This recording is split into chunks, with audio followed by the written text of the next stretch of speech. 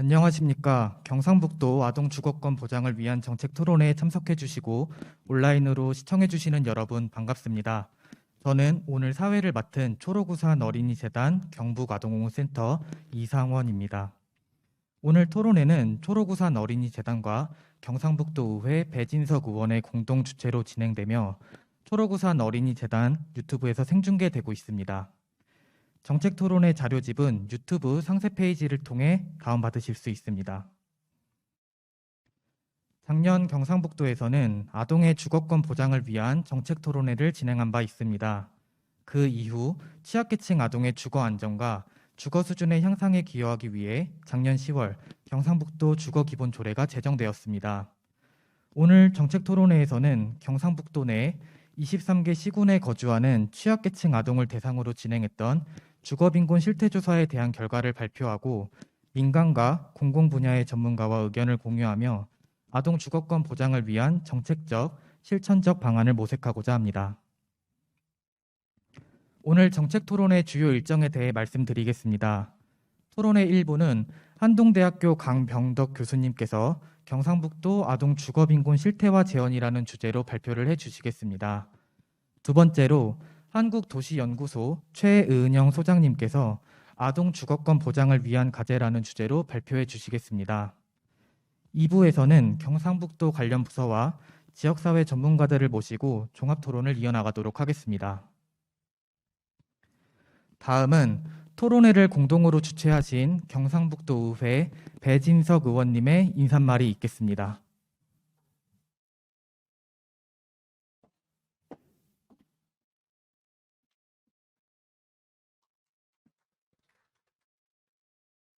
네, 안녕하십니까. 우리 경상북도 아동주거권 보장을 위한 정책 토론회 공동 주최를 맡은 경상북도의회 기획경제위원회 배진석 도의원입니다. 작년 이맘때 우리 초록우산 어린이재단과 함께 우리 아동주거권 보장을 위한 정책 토론회를 개최한 지 딱 1년 정도가 지난 것 같습니다. 작년에도 이 참 첫발을 내디디면서 참 중요하고 또 의미 있는 일을 했다는 부분에 대해서 또 우리 의회와 도의회와 우리 초록우산 어린이재단이 같이 이렇게 공동 작업을 할 수 있다는 것에 대해서 진짜로 크게 고맙고 또 의미 있는 일이 아닌가 하고 그렇게 생각을 했었습니다. 작년에 첫 발을 내디딜 때 약속했던 부분들이 있었습니다. 뭐냐 하면 일회성으로 그치지 않고 또 단기간에 어떤 큰 성과를 내겠다고 성급하게 서두르지 않고 차근차근 우리가 하나씩 해나가겠다. 그리고 그 성과는 나중에 튼튼한 집을 지어서 우리 경상북도 내 취약 우리 아동들에게 주거 취약 아동들에게 정말로 멋지고 튼튼한 집을 지어주는 걸로 또 그렇게 환경을 만들어가는 걸로 보답을 하겠다라는 약속을 했었습니다. 한 1년이 지났습니다. 그동안 굉장히 많은 우리 초록우산 어린이재단 그리고 또 오늘 연구를 해주신 한동대 강병덕 교수님 또 우리 최은영 소장님을 비롯해서 여러분들이 많은 노력을 해주셨고 오늘 작은 우리 결과물을 갖고 또 여러분들에게 알려드리는 그런 기회를 가지게 됐습니다. 작년에는 코로나 시국 때문에 작년에 유튜브로 이렇게 토론회를 진행하면서 내년에는 우리 더 많은 분들을 모시고 실제로 우리 아이들도 모시고 함께 해보기를 기대를 했습니다만 여전히 우리는 코로나 전국에 있습니다.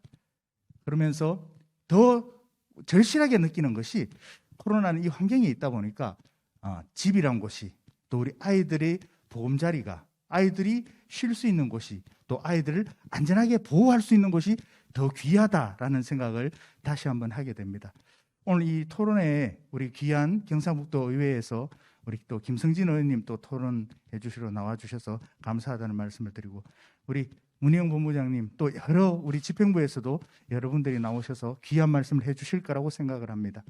오늘 토론회가 모쪼록 정말 튼튼하고 좋은 집을 짓는 그런 설계도가 될 수 있는 그런 토론회가 되기를 다시 한번 바라봅니다. 오늘 토론회를 통해서 또 귀한 말씀 또 듣고 또 저도 전하도록 하겠습니다. 감사합니다.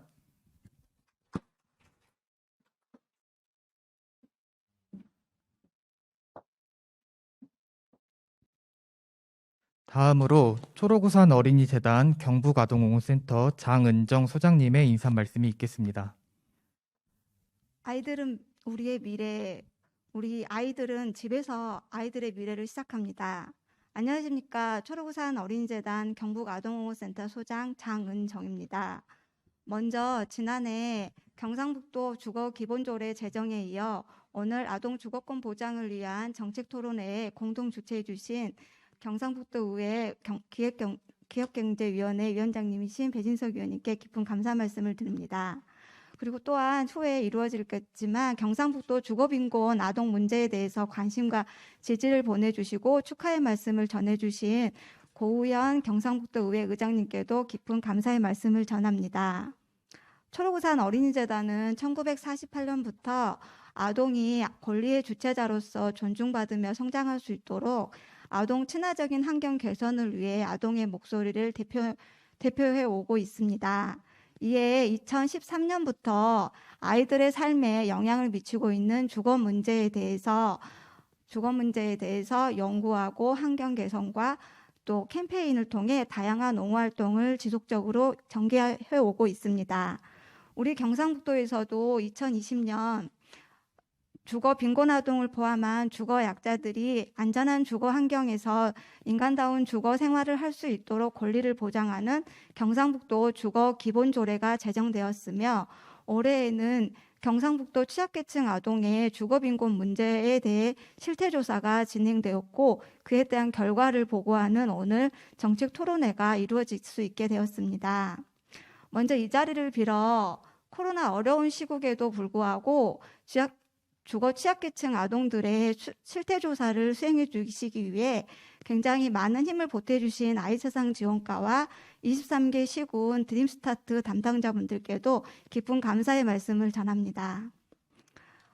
저희 대한민국 헌법 35조에는 국가는 모든 국민이 쾌적하고 안정된 주거 생활을 할 수 있도록 노력해야 한다고 하고 있습니다.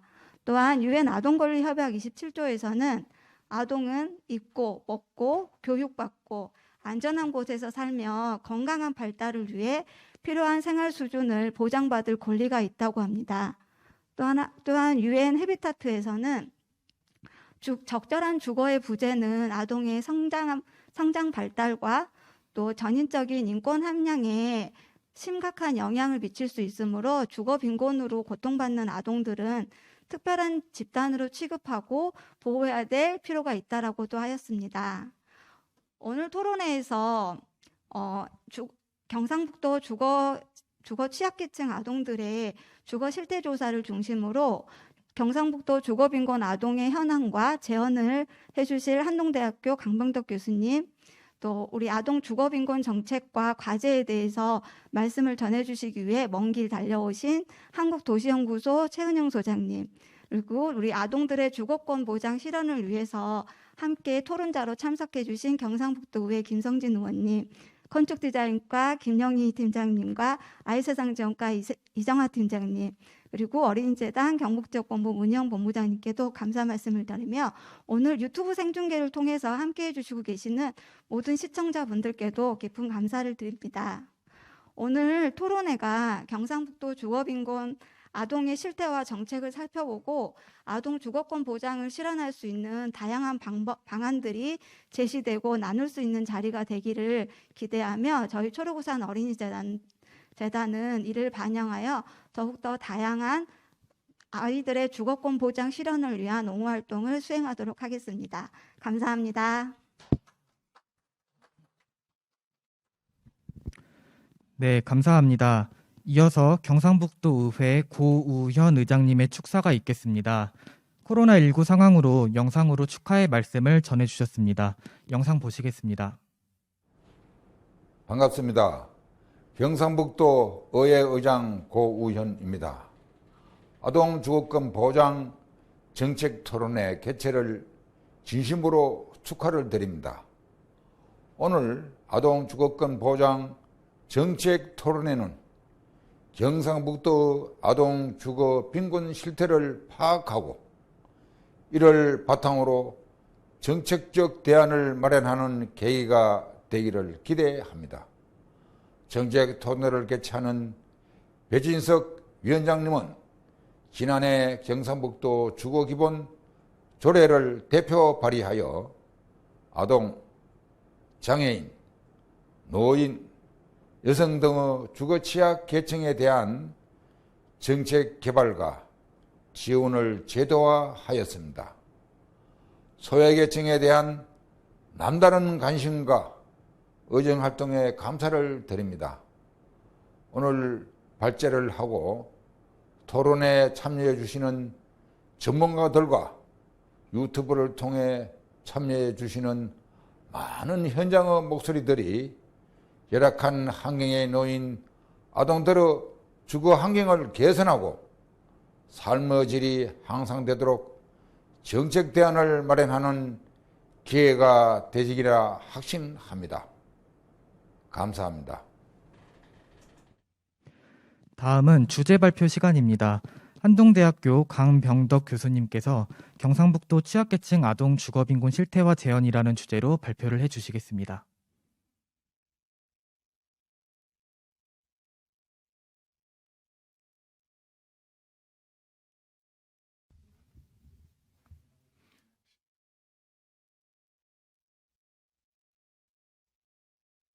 네, 강병덕입니다. 아직입니까? 할까요? 네, 이렇게 아동 주거 빈곤에 대해서 연구할 수 있고 발표할 수 있는 기회를 마련해 주셔서 감사합니다. 저는 지난 늦여름부터 초가을까지 이제 데이터 컬렉션을 했고요, 자료 수집을 하고 그리고 얼마 전에 이제 자료 분석을 한 결과를 간단하게 이제 발표를 하도록 하겠습니다. 목차는 뭐 서론, 본론, 결론으로 되어져 있는데 서론에 대해서는 뭐 간단하게 이제 설명을 빼고 할까요? 서론에 대해서는 간단하게 이제 설명을 하고요. 본론에 시간을 조금 더 많이 두어서 말씀을 드리도록 하겠습니다. 주거빈곤 정의는 잘 아시겠지만 국토교통부 기준을 사용해서 주거빈곤을 정의하였습니다. 그래서 세 가지 상위 영역이 있고요. 그 안에 이제 세부 기준이 있습니다. 세부 기준은 11가지 정도 되는데 그 중에서 이제 환경 요소를 이게 빼고 10가지를 적용해서 주거빈곤을 저희가 이제 살펴보았습니다. 그래서 하나는 최소 주거 면적이 있고요. 그리고 이제 반개수가 있습니다. 가족 구조와 인원수에 따라서 이제 반개수가 있고요. 그다음 필수적인 설비 기준으로 상하수도, 부엌, 화장실 그리고 목욕 시설을 이제 갖추고 있는지를 살펴보는 것입니다. 그리고 구조 성능 환경으로는 구조 강도, 방음 환기 채광 그리고 그 자연재해 그리고 화재 안전성 이런 등등을 저희가 이제 살펴보았습니다. 주거 빈곤은 이미 잘 알려진 것처럼 아동 발달에 아주 부정적인 영향을 끼치고 있습니다. 건강뿐만 아니라 학업 성적에도 부정적인 영향을 미치고요. 그리고 관계에도 부정적인 영향을 미치는 것으로 나타나 있습니다. 그리고 특히 코로나19 시대를 맞이하여서 주택, 주거 공간이라고 하는 것은 지금까지와는 조금 다르게 학습 공간으로도 주거 공간이 이제 충분하게 사용되어져야 하는 그러한 상황이어서 아동들에게 훨씬 중요한 공간으로 저희가 이제 생각해 볼 수 있겠습니다. 주거는 기본권이라고 하는 것은 장은정 소장님께서 조금 전에 말씀을 잘 해주셔서 생략을 하도록 하겠습니다. 저 연구 방법은 얘기해 주셨지만 드림스타트를 이용하는 초등학생 가구를 대상으로 하고 있습니다.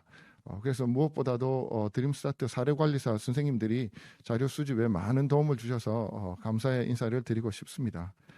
저희가 이제 좀 1,000명이 넘은 가구에서 응답을 해주셨는데요. 아동이 이제 초등학교를 저희가 한정하다 보니 초등학교 아동 이외에도 참여해 주신 분들은 분석에서 제외를 했습니다. 그래서 최종 분석에 포함된 인원이 973가구고요. 보호자 그리고 아동은 439명이 4학년에서 6학년 이렇게 저희 설문에 이제 참여를 해 주었습니다.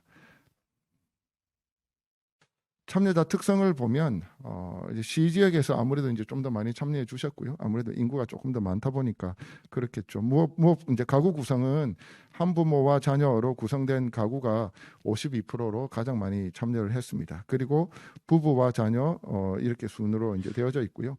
아동은 1명이 290명, 2명이 376명 등등 해서 5명까지 저희들이 이제 그 포함이 되어져 있습니다. 소득을 보시면 가장 이 월평균 가구 소득인데요. 가장 많은 비율을 차지하고 있는 구간이 150만 원에서 200만 원 미만입니다. 그리고 두 번째가 100만 원에서 150만 원이니까 거의 그 가구 소득이 한 100만 원대 정도가 거의 50% 이상을 차지하고 있다고 이제 보시면 되고요. 기초 수급과 관련된 급여 부분에 있어서는 생계급여와 주거급여, 그리고 의료급여, 이제 교육급여 이렇게 이제 보시면 되는데 해당이 없다고 하시는 분이 12%이고요. 차상위 계층이 이제 20% 정도 되어서 대부분이 이렇게 이제 급여를 받으시는 것으로 나타났습니다.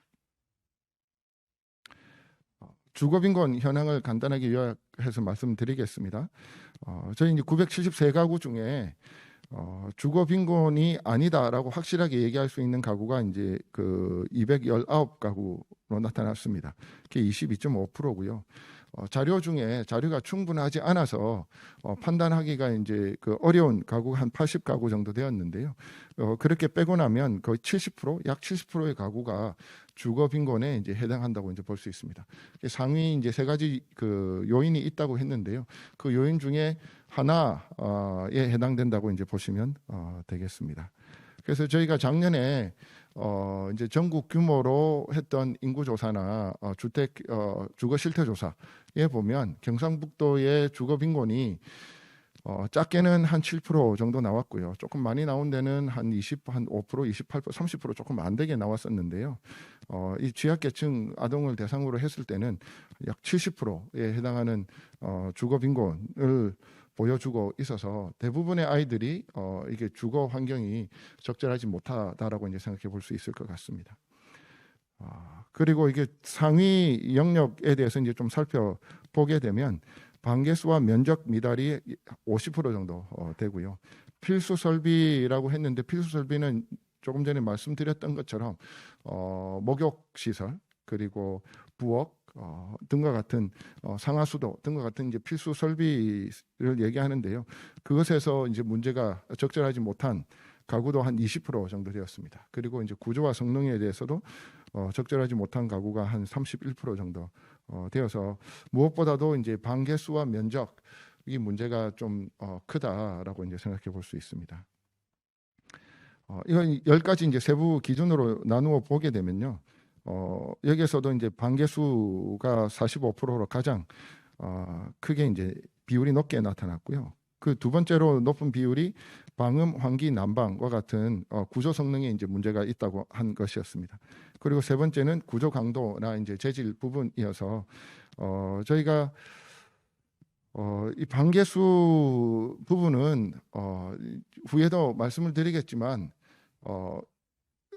지금 현재 있는 집에서 어떻게 할 수가 없습니다.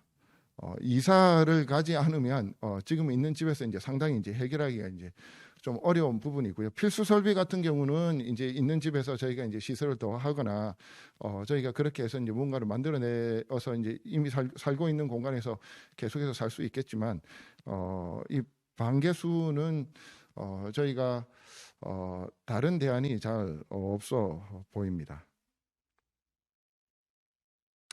이건 한 분야, 두 분야 미달, 세 분야 미달 해서 이렇게 조금 이렇게 이렇게 복합적인 빈곤 기준을 가지고 이게 미달인 가구가 어느 정도 되냐라고 봤을 때 19%하고 이제 세 분야 다가 3% 정도 되니까 약 한 25% 정도의 가구가 이제 복합적인 빈곤 요인을 가지고 있는 것으로 나타났습니다.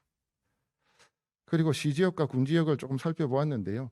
시지역보다는 좀 군지역에서 조금 더 높은 주거 빈곤 비율이 나타났고요.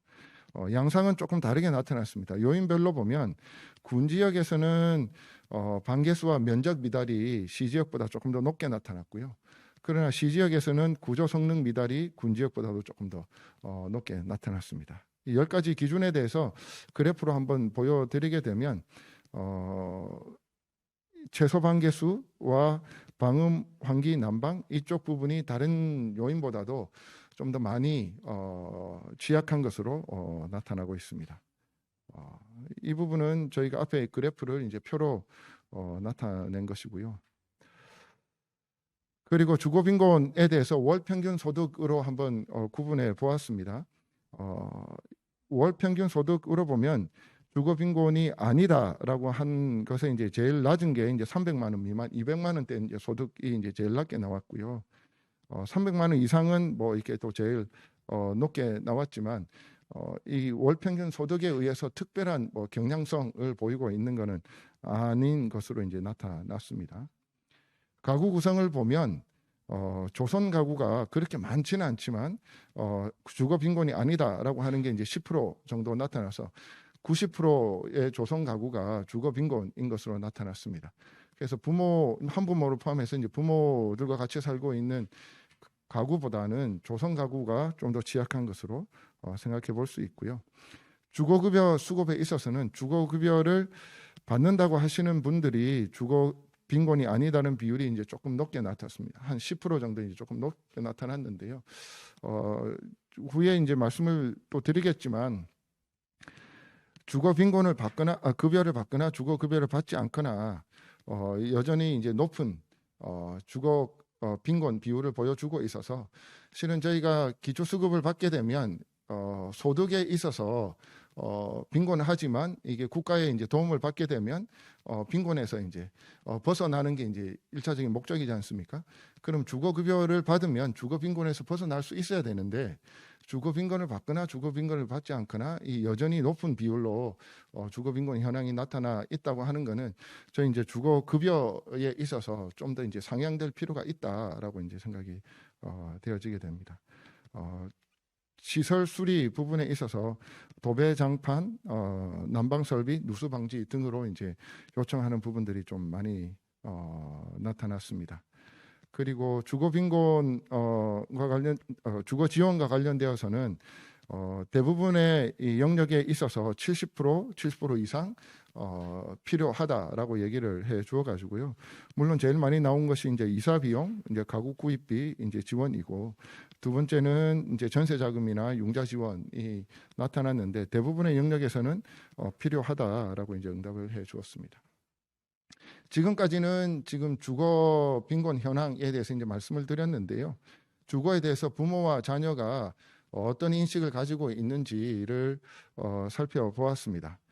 그래서 아동이 사용하는 방이나 공간에 주거 내에 아동이 사용하는 방이나 공간이 자거나 휴식하기에 불편하냐라는 걸 아동에게도 물어보고 이제 그 부모님에게도 물어보고요.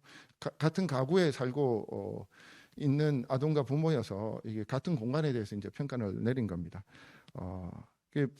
살펴보시면 둘 다 불편하지 않다라고 하는 게 이제 23%, 77가구 23%로 나왔는데 둘 다 불편하다라고 한 가구는 이제 17% 정도 나왔습니다. 제가 여기에 이제 색깔로 다른 이제 빨간색으로 표시를 해놓은 부분은 어떤 거냐면 부모는 불편하지 않다라고 생각하는데 아동은 불편하다라고 하는 가구입니다. 이제 이 가구 비율이 이제 32%로 이제 제일 높게 나타났습니다. 뒤에 있는 것도 이제 비슷한 패턴인데요. 원격 수업하기에 어느 정도 불편한 정도가 어떠냐? 라고 하는 거에 있어서 아동과 부모님의 이제 의견 차이, 부모는 불편하지 않다라고 생각하는데 아동은 불편하다라고 하는 게 이제 34% 정도 되어집니다. 그 얘기는 어른 입장에서 부모 입장에서는 이제 넘어갈 수 있는 부분인데 뭐 괜찮겠지, 잘 지내겠지, 뭐 집이 뭐 어려움이 없겠지라고 생각하지만 실제로 아동의 눈높이에서 아동의 생활하는 입장에서는 이게 불편하고 이제 어려움이 있다는 것입니다. 주거 공간 전반적인 만족도는 큰 이게 비슷한 패턴을 보여주고 있었고요. 그리고 이제 다른 문제는 이제 냉난방에 대한 것입니다. 지난 여름과 겨울에 냉난방을 경제적인 이유로 충분하게 이제 하지 못했던 경험이 어느 정도 되냐? 라고 보았을 때 냉방과 난방 모두 많았다고 이제 하는 가구가 23%였고요. 둘 중에 하나라도 이제 많았다라고 하는 가구를 합치게 되면 약 한 40% 정도, 45% 정도의 이제 가구가 이게 에너지 이 문제에 있어 가지고 어려움을 경험하고 있었습니다. 설비를 보시면 설비가 없어서 그렇지는 않습니다. 결국 문제는 뭐냐면 경제적인 이유로 자기가 가지고 있는 설비를 이제 시설을 충분하게 이제 이용하지 못하고 있다고 이제 생각해 볼 수 있겠습니다. 아동 발달에 대한 걸 생각해 보시면 이게 자거나 휴식하기에 이제 적절한지 이는 주거 빈곤이 아니다. 단일 주거 빈곤이다. 그리고 복합 주거 빈곤이다라고 하면 그래프에서 보시다시피 주거 빈곤이 아닌 경우가 아동 발달에 있어가지고 훨씬 더 긍정적인 모습을 보여주고 있습니다. 그리고 원격 수업하기에 적절하냐도 이제 훨씬 더 조금 더 긍정적인 모습으로 보여주고 있고요. 그리고 전반적인 건강 상태에 있어서도 주거 빈곤이 아니거나 단일 주거 빈곤이 좀 더 긍정적인 모습을 보여주고 있습니다. 그래서 지금까지 말씀드린 것들을 바탕으로 몇 가지 이제 제언을 하자면 주거 빈곤이 취약계층에 있어서 뭐 여전히 높지만 그 중에서도 시군의 편차가 이제 좀 존재하고 있다. 그리고 시군의 편차는 요인에 따라 좀 다르다라고 이제 생각을 해서 주거 빈곤에 대한 정책이나 서비스를 제공할 때에 지역별 특색을 좀 고려할 필요가 있다라는 것이고요. 가구 구성에 있어서는 조성 가구가 다른 가구보다도 좀 더 높게 나타났다라고 이제 얘기할 수 있을 것입니다. 부모 자녀 인식 차이가 이제 존재하고 있는 것으로 보아서 어른들의 입장에서 괜찮다라고 생각하지 말고 한 번 더 아이들의 입장을 물어보고 아이들의 의견을 경청해서 아이들의 의견이 최대한 반영될 수 있도록 저희들이 이제 노력을 해야 될 거고요. 에너지 빈곤도 이제 경제적인 이유로 집에서 가지고 있는 시설이나 기기를 충분하게 사용하지 못하는 가구들이 한 35% 그리고 한 40% 정도 있어서 이 부분에 대한 지원도 저희들이 이제 생각해 보아야 될 것 같습니다. 환경이 자꾸 변화되면서 기후에 대한 이게 좀 극심한 기후 현상이 이제 나타나고 있어서 집에서 이러한 것들을 잘 지내기 위해서는 이런 부분에 대한 저희들이 좀 고려가 더 있어야 될 것 같고요. 아동 발달은 부모의 인식에 있어서 주거 빈곤에 해당될수록 특히 복합적인 주거 빈곤에 해당될수록 아동의 발달에 이제 부정적인 영향을 끼치고 있다라고 하는 게 이제 설문조사 결과이기 때문에 아동의 그 주거 환경을 개선하는데 저희들이 이제 좀 더 신경을 써야 될 것이고요. 마지막으로 이제 주거 급여는 제가 이제 말씀드렸던 것처럼 주거 급여를 받으면 최소한 주거 빈곤에서는 이게 탈출할 수 이게 탈피할 수 있어야 되지 않을까. 근데 이제 저희들의 주거 급여 현황이 수준이 아직까지 너무 낮다 보니 그러한 현상이 이제 나타나고 있지 않은데 현실적으로 이러한 부분을 상향될 수 있도록 좀 더 노력을 기울여야 되지 않을까 생각을 하고 있습니다. 이상으로 마치도록 하겠습니다.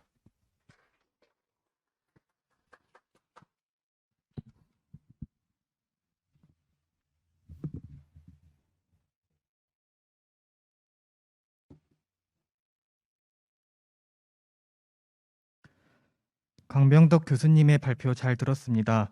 경상북도의 아동 주거 빈곤 실태화 현장 그리고 아동 주거권 증진을 위한 여러 제언을 해주셨습니다.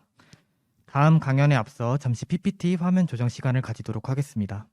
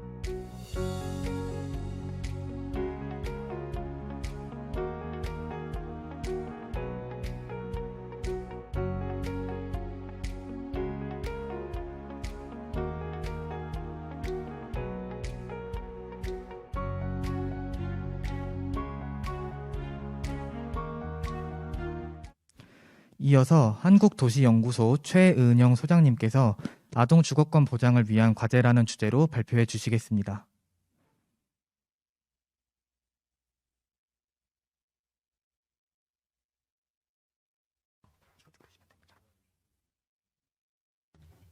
네, 방금 소개받은 한국도시연구소 최은영입니다. 제가 이 아동 주거권과 관련해서 저는 주로 이제 서울에서 활동을 하고 있는데 부산이 첫 번째로 지방에 갔었고 그다음에 수도권이 아닌 이제 오늘 안동이 두 번째여서 뭐 굉장히 좀 뭐라고 해야 되나 뿌듯한 마음을 가지고 왔습니다. 그러니까 경상북도에서 이 아동의 주거 문제에 관해서 논의해 주시고 사실은 아동의 주거 문제와 관련해서 제가 이렇게 부산이든 안동이든 오는 이유는 좀 미안함이 있기 때문인데요.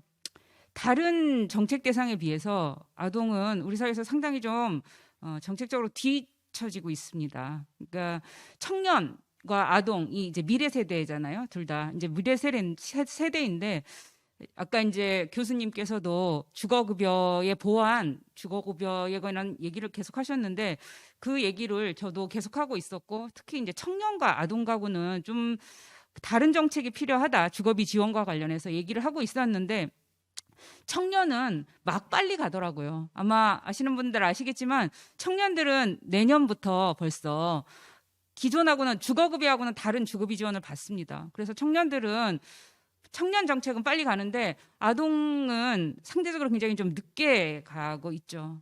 이 이유가 뭘까를 생각해 보면 뭐 여러 가지 이유가 있겠지만 일단 무엇보다도 어른으로서 저는 좀 부끄럽다는 생각이 들고 그래서 우리가 이 문제를 관해서 사회적인 공론장에 자꾸 끌어내서 이 아동의 문제와 관련해서 무엇보다도 먼저 해결해야 할 주거 문제잖아요. 이 아이들 같은 경우에는 이 주거가 열악한 영향이 평생 가거든요. 더더군다나 지금 옛날에 이제 라떼는 이런 얘기 나오는데 옛날에는 다 주거가 열악했기 때문에 이게 사회적인 배제가 되진 않았어요. 우리 집이 단칸방에 살아도 옆집 내 친구도 단칸방에 사니까 문제가 없었다면 지금은 10명 중에 1명만 이런 일을 겪고 있거든요. 아까 이제 경상북도의 인구주택 총조사 결과를 보니까 마찬가지더라고요. 경상북도 전체에 5만 명 정도, 4만 8천 명 정도가 여전히 주거빈곤 상태로 나타나고 있는데 이 규모 자체로는 굉장히 큰 규모죠. 그러니까 전국에 94만 명의 아동이 주거빈곤 상태인데 그중에 한 5만 명 가까이가 경상북도에 살고 있습니다. 그래서 이 아동들에 대한 주거 문제를 어떻게 해결할지 집을 지어주는 방법도 있을 거고 집을 고쳐주는 방법도 있을 거고 그다음에 이제 주거비 지원도 있을 텐데 그런 부분에 관해서 좀 말씀을 드리도록 하겠습니다. 서두가 굉장히 길어졌는데요. 아동 주거권 보장을 위한 과제와 관련해서 6가지 순서로 말씀을 드리려고 합니다. 경상북도의 현황 일단 아까 이제 말씀드렸던 것처럼 좀 시간 관계상 넘어가고요. 경상북도 현황으로 이제 바로 들어가 보면 경상북도는 아까 이제 말씀드렸던 것처럼 5만 명 정도가 주거빈곤 상태인데 이 주거빈곤이라는 건 아까 최저주거 기준보다는 좀 광의의 개념입니다. 그러니까 방이 없거나 방이 좁거나 면적이 좁거나 시설이 없거나 이런 아동과 함께 없을 것 같지만 경상북도에도 집이 아닌 곳에 사는 아이들이 있고요. 뭐 컨테이너, 고시원, 비닐하우스 등에 사는 아이들이 있고 그리고 지하에 사는 아이들도 있고요. 그래서 이제 전반적으로는 5만 명 비율로는 10% 이렇게 생각하시면 될 것 같습니다. 전국이랑 굉장히 비율이 비슷한데요. 약 기억하기 쉽게 10명 중에 1명은 그런 상태다 보시면 될 것 같고 경상북도 시군별로는 좀 굉장히 편차가 크게 나타나고 있었습니다. 군지역에서 상당히 높게 나타나고 있었는데요. 군지역에서는 울릉군 같은 경우에 30% 그러니까 10명 중에 3명이 빈곤 상태에 있었고 수는 적겠지만 이런 상태여서 지금 제가 그래서 인구주택 총조사 결과를 좀 뽑아 본 건데요. 시군별로 상당히 좀 편차가 있어서 시 지역이 상대적으로 좀 괜찮지만 포항시 같은 경우에 가장 경상북도에서 낮더라고요. 주거빈곤 비율이. 그런데 그렇다고 그 규모 자체가 또 적은 건 아니기 때문에 좀 어른들이 많은 노력을 해야 된다고 생각을 합니다. 다른 지자체에서 어떤 일을 하고 있는지를 좀 말씀을 드리는 게 우리가 도움이 될 것 같은데요. 일단 아마 오늘 이 자리가 있는 데 있어서 2019년 10월 24일 시흥시 정왕본동 군서초등학교에서 있었던 중앙정부의 아동 주거권 보장 등 주거지원 강화 대책이 굉장히 영향을 미쳤을 거라고 생각합니다. 그러니까 정부에서 2019년에 아동 주거권을 보장하겠다고 대책을 발표를 했죠. 근데 이게 굉장히 뭐 의미가 있는 일이라고 생각합니다만 이제 뭐 뒤에 다시 말씀드리겠지만 외국에 비해서는 한 100년 정도 늦은 일이었어요. 바이마르 헌법 1919년에 이미 아동 주거권을 국가가 보장하겠다라고 하는 선언을 헌법 수준에서 했고 우리나라는 지금 헌법에 주거권이 명시적으로 보장되어 있지는 않고요. 그다음에 아동 주거권은 특히나 명시되어 있지 않지만 다른 나라 뭐 아까 바이마르 헌법은 한 100년 전에 이미 그랬고 그리고 뭐 남아프리카 공화국 같은 경우에도 1996년에 아동의 주거권을 헌법에 명시를 했거든요. 그런 점에서 우리가 굉장히 좀 늦었지만 의미 있는 진전을 2019년에 시작을 했고 경상북도는 2020년에 하셨다고 하니까 굉장히 좀 반가웠는데요. 시흥시에서 왜 그 아동 주거권 보장이 발표되었느냐 하면 좀 아픈 얘기가 있는데 전국 3,500여 개 읍면동 중에서 시흥시 정왕본동이 아동 주거빈곤 비율이 가장 높았습니다. 10명 중에 7명 수준으로 주거빈곤 상태였거든요. 근데 이제 시흥시에서는 이 문제를 더 풀려고 한 게 아니라 어떻게 해결해야 될까를 민간이 협력으로 이 문제를 해결하려고 노력을 했고요. 그래서 지금 이제 오늘 가장 중요한 정책적 대안일 것 같은데 주거비 지원을 시흥시의 자체 예산으로 시작을 했습니다. 지금 그러니까 이제 경상북도에서도 중앙의 주거급여를 제도를 변화하는 건 변화가 돼야죠. 언젠가는. 빨리 돼야 된다고 생각하는데요. 청년처럼만 되면 내년이면 이미 바뀌어가지고 저희가 내년에 아마 같은 자리가 있다면 이제 바꿔냈다 이렇게 할 수도 있을 것 같은데 뭐 그러기를 바라지만 중앙주거급여로 많이 바뀔 때를 기다리지 않고 경상북도 자체적으로 이 주거비 지원을 좀 강화하는 방향으로 했으면 좋겠는데요.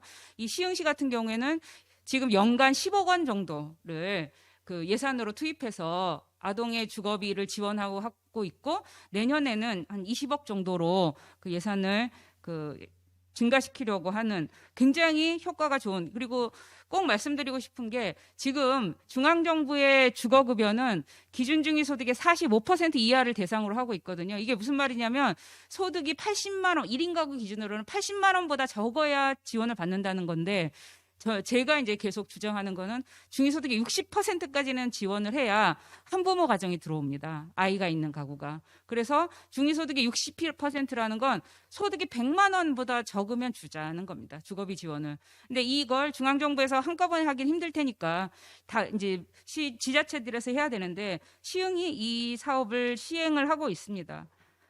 아동에 대한 주거비 지원, 뭐 제도를 길게 설명드리진 않겠고요.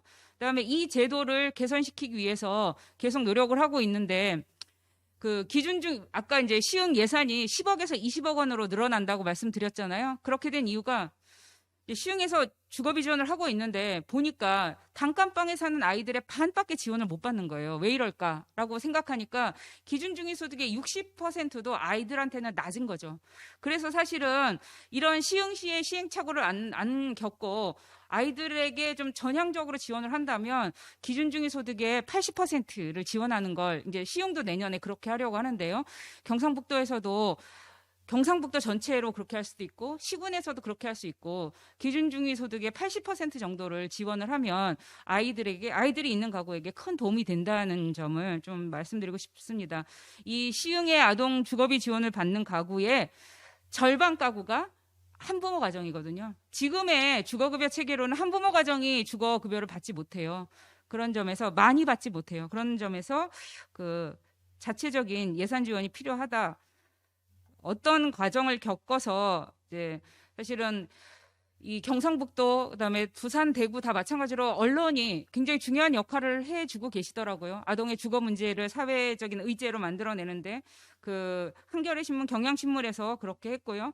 그래서 민간 거버넌스를 구축을 해서 사실은 시흥에서 시작한 일이 이런 아까 말씀드렸던 주거비를 지원하고 아동이 있는 집에 그 집을 고쳐주고 이런 사업들이 중앙정부에 닿은 거죠. 저 언론을 통해서. 그래서 이제 중앙정부를 움직인 건데 이런 근데 이렇게 생각하시면 될 것 같은데 아동에 대한 주거비 지원 혹은 이제 아동에 대한 주거 지원은 굉장히 필요한 사업임에도 불구하고 전국적으로 시작 단계에 있다. 시흥에서 하고 있고 그다음에 중앙 정부는 제 평가는 아무것도 안 하고 있는 건 아니지만 아직은 여전히 좀 선언 단계에 그치고 있다라는 평가를 하는데요. 하여튼 예, 아동 주거권을 선언했고 그래서 공공임대주택을 공급하고 있습니다. 그래서 중앙정부 사업으로 공급하고 있는 게 다자녀 매입임대, 다자녀 가구를 대상으로 한 전세임대인데 이거는 이것대로 이제 경상북도에서 활용할 수 있으리라고 생각이 되고요. 다음 좀 중앙정부 사업은 시간 관계상 넘어가고요. 다른 지방정부에서 어떤 일들을 하고 있는지를 간단히 말씀드리면 우선 서울시와 경기도는 4천 가구 정도를 표본조사로 실태를 파악했습니다. 그리고 서울시 같은 경우에는 이제 시흥시에 이어서 아동에 대한 주거 수당을 신설했거든요, 올해. 그래서 예산이 서울시도 뭐 많기 시작하진 않지만 한 10억여 원 정도로 시작을 하지만 아동이 있는 가구에 대해서는 4만 원씩, 가구당 4만 원씩 더 주거비를 지원해 주는 정책을 서울시가 시작을 했죠. 그러니까 아까 계속 시흥시 말씀드렸는데 시흥, 서울 이렇게 전주도 일부 하고 있고요. 이렇게 3개 정도가 실질적으로 아동에 대해서 별도로 주거비 지원을 하는 데고 하고 있지 않아서 경상북도에서도 언제 빨리 좀 시작해 주셨으면 좋겠는데 아이들은 좀 마음이 항상 급합니다. 예, 경기도에서도 실태 조사를 했고 저희가 이게 보이실 텐데 소득이 낮은 사람이 주거급여를 다 받느냐 그렇지 못하거든요. 한 절반 정도만 받고 있습니다. 그래서 복지 사각지대라고 얘기하기는 복지 사각지대가 너무 넓어가지고 제가 이게 무슨 사각지대냐고 그렇게 말을 하는데요. 아동의 가구에 소득이 45% 이하 가구에서도 절반 정도만 지원받고 있다는 거고 그래서 아동에 대한 거 서울시 같은 경우에는 주거 이동 아까 교수님께서도 방이 부족한 경우 면적이 부족한 경우는 참 대안을 마련하기 힘들다 이렇게 말씀하셨잖아요. 그래서 이런 문제와 관련해서는 이동을 지원을 해줘야 되죠. 그래서 이런 사업을 서울시에서 하고 있고 그다음에 중앙정부에서도 아까 말씀드렸던 다자녀 매입임대, 다자녀 전세임대라는 방식을 통해서 공공임대주택을 일부 부족하지만 공급하고 있는 상황입니다. 서울시에서는 아동 주거빈곤 해소를 위한 별도의 조례를 만들었고 아까 이제 이런 조례에 근거해서 그런 주거비 지원을 하고 있고요. 그리고 부산시와 대구시도 좀 발빠르게 움직여서 조례까지는 만들었고 그다음에 부산시는 조금 이제 적극적인 역할을 하려고 하고 있는 게 뭐냐면 부산도시공사에서의 수입의 일정 부분을 이 아동 주거빈곤에 쓸 수 있도록 그렇게 조례를 개정을 해서요 예산으로 쓸 수 있게 만들어 놓았는데 근데 이 지점은 좀 말씀을 드리고 싶은데 지금 주거복지, 주거권이라는 게 전국적으로 중앙정부에서도 강조하고 있는 거고 그래서 주거복지를 잘하는 지자체에 정부가 예산을 많이 배분하겠다고 하고 있습니다. 그래서 사실은 아동을 위해서도 중요하지만 경상북도를 조금 더 다른 지역보다도 더 많이 예산을 배분받고 이런데도 이 주거복지는 중요하다는 말씀을 좀 드리고 싶습니다. 해외 사례 아까 말씀드렸던 것처럼 바이마르 헌법 1919년에 이미 딱 100년 만에 우리가 했더라고요. 그리고 미국의 노란 버스인데요. 미국의 노란 버스는 이 버스가 서면 스탑 사인이라는 걸 켜고 하면 그 차가 아무 차도 좀 상상하기 힘드실 텐데요. 다 서야 됩니다. 이 미국의 노란 스쿨버스가 서면 저 건너편 차도도 다 차가 서야 돼요. 아이들은 움직이는 신호등 어떻게 틀지 모르니까 이 상상이 좀 안 보신 분들은 안 돼가지고 저도 미국 가서 운전할 때 참 애먹었는데 이 스쿨버스가 스탑 사인을 켜고 서면 다 서야 돼요. 이런 게 선진국이라는 거죠. 우리도 주거 문제와 관련해서 이런 원칙이 좀 구현될 수 있도록 좀 빠른 정책들이 나왔으면 하는 바람이 있습니다. 미국은 클린턴 행정부 그러니까 아주 옛날이란 얘기죠. 이때부터 이제 아동의 주거 문제에 관해서 정책을 만들어 놨고요. 그래서 이제 아까 말씀드렸던 것처럼 남은 과제가 무엇인가 지금 2019년에 중앙정부에서 발은 뗐지만 선언은 했지만 여전히 선언에 그치고 있는 측면이 있는데 법과 제도도 미비하고 그러니까 예를 들면 아동 관련 법률에는 주거에 관한 얘기가 없고요.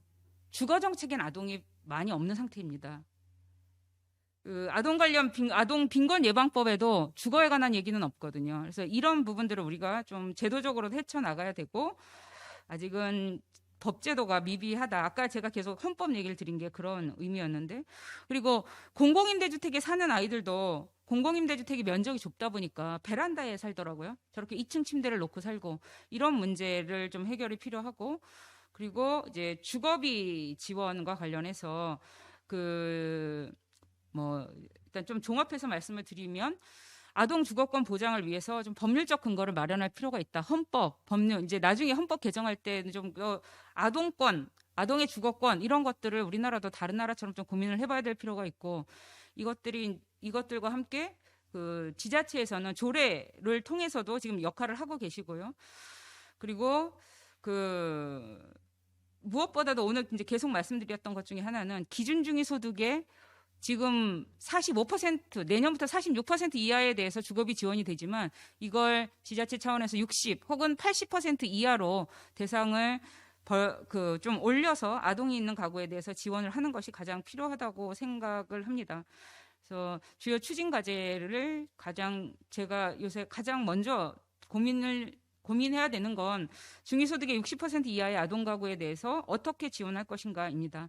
이게 더더군다나 마음이 급해진 건 아까 말씀드렸지만, 청년은 내년부터 60% 이하에 대해서 지원하거든요. 월 20만 원씩. 아마 청년 월세 지원이라는 관심 있는 분들은 보셨을 텐데, 청년들은 내년부터 지원하고 아동은 안 한다라고 하면 이게 좀 뭔가가 사회가 앞뒤가 안 맞는 것 같다라는 생각이 많이 들어서, 아동에 대한 이 주거비 지원의 좀 형평성, 다른 계층들과의 형평성이라도 좀, 미국처럼 그렇게 아동 있는 버스가 서면 아무도 못 가, 뭐 이렇게 정도 안 만들더라도 아동을 먼저, 아동 먼저, 차일드 퍼스트라고 하는 이 정책에 구현되는 것들로 좀 나타나야 되지 않을까 싶습니다. 그래서 아까 말씀드렸던 내용인데, 앞으로 뭐 종합부동산세, 그다음에 재건축 초과이익 환수에 의한 부담금을 지자체에 교부할 때 주거 복지를 얼마나 잘했는지를 중앙정부가 봐서 평가해서 하겠다, 이렇게 하고 있는 상황이라는 걸 좀 말씀을 드렸고요. 그리고 열악한 주거에 관해서 정부가 규제를 해야 되는데, 이 부분은 좀 넘어가도록 하겠습니다. 그리고 이 부분을 말씀을 꼭 드리고 싶은데요. 생활 SOC의 공급이 필요하다. 이 집이 열악한 아이들은, 문제는 대부분은 어떤 경우냐면 집만 열악한 게 아니라 동네도 열악하거든요. 갈 도서관이 없고 갈 곳이 없어요. 특히 지금 이 코로나 시국에.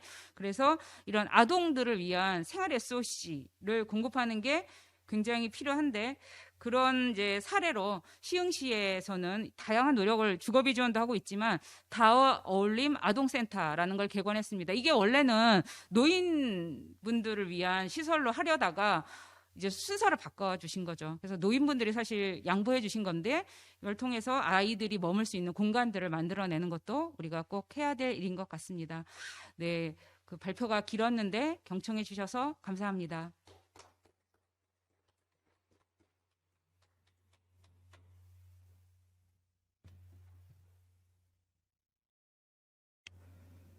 경상북도 아동 가구의 주거빈곤 현황부터 지방 정부의 아동 주거권 보장 대책까지 말씀해 주신 최은영 소장님께 감사드립니다. 이상으로 1부 주제 강연을 모두 마치도록 하겠습니다. 2부 종합토론은 경상북도 의회 기획경제위원회 위원장이신 배진석 의원님께서 자장을 맡아주시겠습니다. 종합토론이 준비되는 동안 초록우산 어린이재단 주거 관련 영상을 시청하도록 하겠습니다.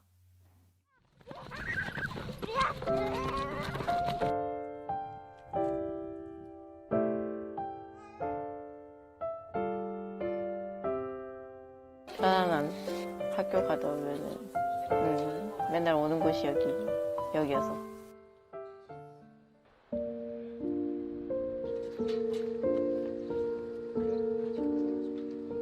사 년 정도 됐어요. 코로나 영향도 있고 계속 하향세 되더라고요.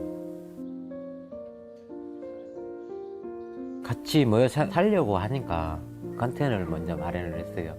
편하죠. 애들 지금 큰애 같으면 중학교 3학년인데.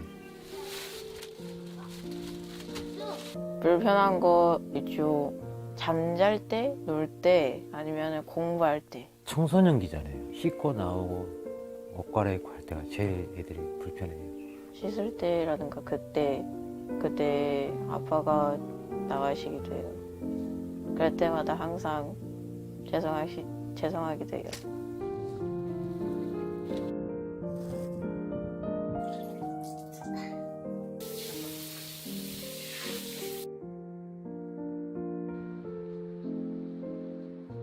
겨울에도 좀 춥고 따뜻한 물을 달궈서 써야 되는 것도 문제인데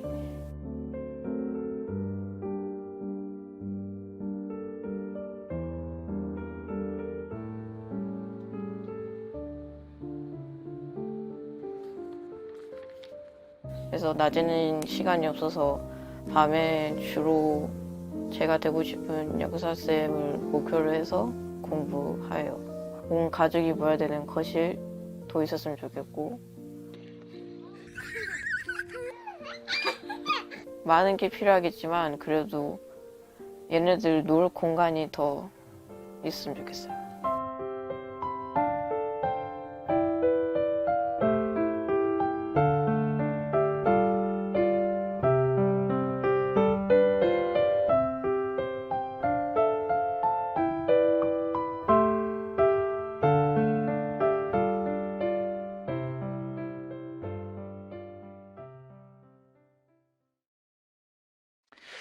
네, 안녕하십니까. 오늘 경상북도 아동주거권 보장을 관련한 정책 토론회 좌장을 맡은 경상북도의회 기획경제위원회 배진석 도의원입니다.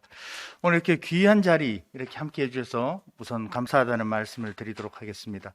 오늘 우리 주제 발표를 해주신 두 분 먼저 소개해드리고 또 우리 토론자 네 분에 대해서도 소개를 해드리는 시간을 갖도록 하겠습니다. 우선 제 1주제에 대해서 발표를 해주신 우리 강병덕 한동대학교 교수님이십니다. 예. 네. 강병덕 교수님은 작년에 우리 경상북도 아동 주거권 보장에 대한 정책 토론회를 할 때도 그때 이제 정책의 필요성 또 이런 우리 정책적으로 왜 이런 부분들을 해 나가야 되는지 그런 부분들에 대해서 연구를 해 주셔서 우리 아동 주거에 대한 기본적인 방향을 잡는 데 큰 도움을 주셨습니다. 이번에는 또 실태 조사까지 해 주셔서 정말 감사하다는 말씀을 드리도록 하겠습니다. 다음 우리 이른 아침 서울에서 멀리서 오셨습니다. 우리 최은영 우리 소장님 소개를 드리도록 하겠습니다. 한국도시연구 소장이시고 우리 전국에 주거빈곤, 특히 아동에 대한 주거빈곤에 대한 연구와 이런 부분들에 대해서 굉장히 열정적으로 연구를 해주고 계시고 오늘은 우리 시흥시의 사례 그리고 해외 사례 그리고 아동을 우선해야 한다 이런 좋은 말씀 또 여러 가지 말씀들을 해주셨는데 오늘 토론을 통해서 더 귀중한 자료와 또 정보들을 제공해 주시기를 부탁을 드리겠습니다. 다음 우리 토론 참석하신 분을 소개해 드리도록 하겠습니다. 먼저 우리 김성진 경상북도 의회 의원님이십니다. 예, 좀 이따 토론 시간에 소개를 또 따로 하시겠습니다만 우리 안동이 지역구시고 행정보건복지위원회 위원으로 활동을 하고 계십니다. 다음 우리 경상북도의 건축디자인과의 건축기획팀장이신 김영희 팀장님, 네, 오늘 참석해 주셨습니다. 감사합니다. 그리고 경상북도 아이세상지원과의 아동복지팀장이신 우리 이정아 팀장님, 네, 감사드립니다. 그리고 초록우산 어린이재단의 경북지역 본부장님이신 우리 문희영 본부장님도 오늘 토론에 참석을 해주셨습니다. 네, 감사합니다. 오늘 이렇게 귀한 자리를 해주셨는데 시간이 지금 보니까 한 1시간 정도 우리 시간을 쓸 수 있을 것 같습니다. 오늘 코로나라는 이 환경 또 이런 여건상 많은 분들이 함께 하시진 못했지만 유튜브를 통해서 이게 전 세계적으로 송출이 되고 있습니다. 그래서 전 세계인들과 함께 우리 빈곤 아동 주거에 대해서 우리 토론해 볼 수 있는 귀한 경험이 아닌가. 또 이게 시공을 초월합니다. 그래서 꼭 이게 지금 현장에서 또 지금 바로 시청하시지 않더라도 언제라도 시청하시고 또 그 내용에 대해서 우리 도의회나 또 우리 초록우산 어린이재단 경북 옹호센터로 내용 또 뭐 문의사항 어떤 거든 좋습니다. 의견을 전해주시면 그 부분을 또 귀하게 듣고 또 정책에 반영할 것들은 반영하고 또 답변 드릴 수 있는 것들은 또 답변을 드리도록 하겠습니다. 그러면 우선 좀 전에 우리 실태조사와 또 여러 가지 이제 사례에 대해서 현황, 과제 이런 두 가지 정책 주제를 하신 거에 대해서 우리 토론을 먼저 한번 들어보는 시간을 갖도록 하겠습니다. 토론 시간은 우리 네 분이시니까 한 10분씩 정도 우선 먼저 드리고 또 추후에 답변 들어보고 또 필요하다면 또 시간을 또 할애하도록 하겠습니다. 우리 뭐 앞에 카메라가 있으니까 조금 긴장되시긴 한데 너무 이렇게 긴장 또 경직되게 하지 마시고 우리 아동에 대한 이야기니까 조금 편안하게 또 쉬운 말로 이렇게 정책 토론을 이어갔으면 하는 바람입니다. 우선 우리 안동 출신의 김성진 의원님께 우리 토론 시간을 드리도록 하겠습니다. 예, 방금 소개받은 안동 출신 도의원 김성진입니다. 오늘 이렇게 귀한 자리에 참석해서 전문가분들 말씀을 듣는 것만으로 한편으로 이렇게 감동도 있지만 또 부끄러움도 있다는 이런 말씀을 한번 먼저 드리고 싶습니다. 특별히 위원장님께서 말씀하시기에 유튜브를 통해서 전 세계에 이렇게 나간다니까 이런 낭패스러운 일이 어디 있나. 어떤 나라는 뭐 100년 전부터 아동주거권을 고민은 했다는데 우리는 아직 이렇게 제대로 서지 못하고 이걸 실행하기 위해서 오늘 이렇게 토론을 한다는 것이 한편으로 이렇게 민망스러운 상황이다 이런 생각을 합니다. 그런 가운데서 저 역시도 아동주거권에 대해서 실제로 깊은 고민을 하지 않았다는 고백을 이렇게 먼저 드려야 될 것 같습니다. 그런 의미에서 오늘 이렇게 발제를 해주신 강병덕 박사님 또 최은영 소장님 정말 이렇게 귀한 발제를 해주셔서 저 나름대로 큰 공부가 되고 있다는 이런 말씀을 드립니다. 지금 현재 문재인 정부에서 이제 새롭게 거대한 사업으로 추진하고 있는 부분이 그린 뉴딜이라는 사업이 있는데 아동주거권에 대해서도 이 한번 그린 뉴딜 정책이 한번 도입된다면 어떨까 하는 이런 한번 생각을 해봅니다. 우리 아동들 같은 경우는 자신들의 문제를 자신의 입으로 이야기를 할 수가 없죠. 이걸 한편으로 보면 표가 없는 세대예요. 이렇게 국가의 정책이든 모든 정책은 일정 부분 표 있는 세대들을 우선적으로 하는 경향이 많습니다. 특별히 이렇게 노인 문제, 노인 복지 차원에서는 새로운 일들이 정부 차원에서도 그렇고 또 도 차원, 또 기초자치단체 차원에서도 계속 진행이 되고 있는데 이 표가 없는 아동들의 문제에 대해서는 누군가가 대신해서 이야기해 주지 않으면 알 수가 없고 정책에 반영되지 않는 거죠.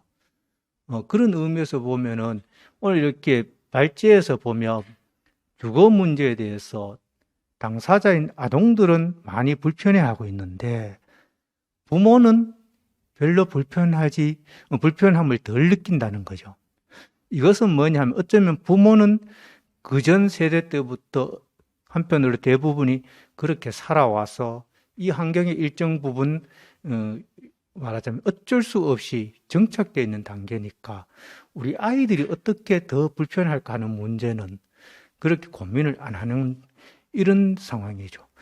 부모들이 이렇게 아이들보다 덜 민감한데 또 아이들을 대신해서 누가 또 먼저 이야기를 해주겠느냐 이런 걱정을 하게 됩니다. 그런 의미에서 보면 어쩌면 이 문제를 먼저 인지하고 이걸 개선하고자 하는 쪽에서 어떤 전문가분들이나 이런 분들이 먼저 목소리를 냈어야 됐다.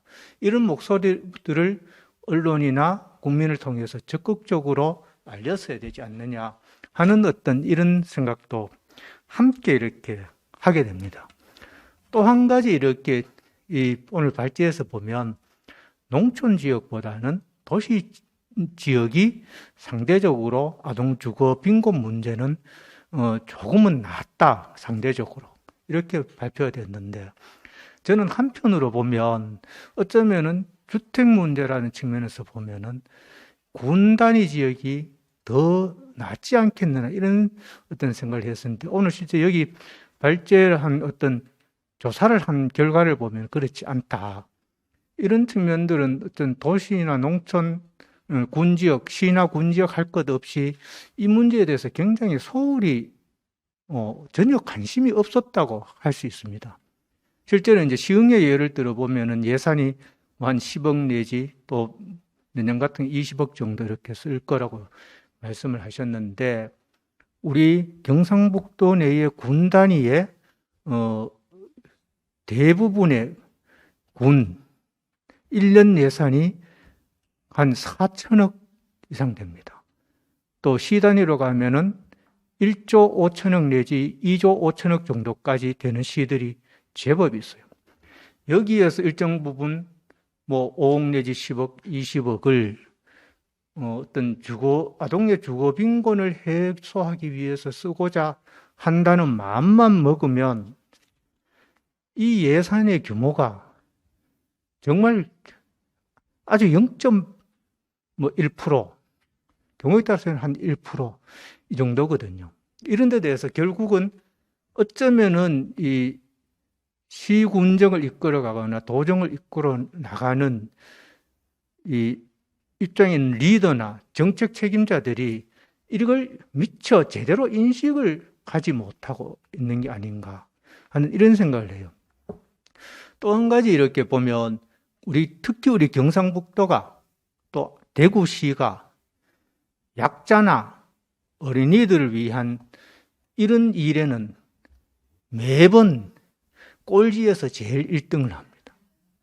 예를 들자면 무상급식 문제, 학교 의무교육 문제, 이거 꼴찌에서 첫 번째가 대구, 꼴찌에서 두 번째가 경북. 이 문제도 우리 배진석 위원장께서 이런 일에 관심을 가지시고 이렇게 하시니까 아마 이번에는 이 문제만은 조금 더 앞서갈 수 있을 것이다. 이런 생각을 해요. 거기다 이제 대구시 같은 경우는 보니까 말하자면 주거 빈곤 해소를 위한 지원 조례를 제정했다고 하니까 우리 위원장님께서도 이제 곧 발의를 하셔가지고 예산 지원할 수 있는 근거를 마련하고 그 근거 속에서 지원의 어떤 이 범위나 또 지원의 액수도 일정 부분 앞서갈 수 있는 이런 역할들을 충분히 해주실 거라 이런 생각을 합니다. 특별히 이렇게 어린이 재단에서 오늘 이렇게 같이 참여를 하시고 계신데 아마 재단에서 뭐 시군 단위에 이렇게 특정 시군과 이렇게 연계해서 그 주거 빈곤 상태에 있는 집을 선정해서 예산을 드리고 또 직원분들이 직접 이렇게 참여하시고 후원도 하셔가지고 집 수리를 해서 새롭게 입주해서 하는 그런 귀한 일들도 하시고 계신다는 것을 보고 저도 직접 참여를 해본 적이 있습니다.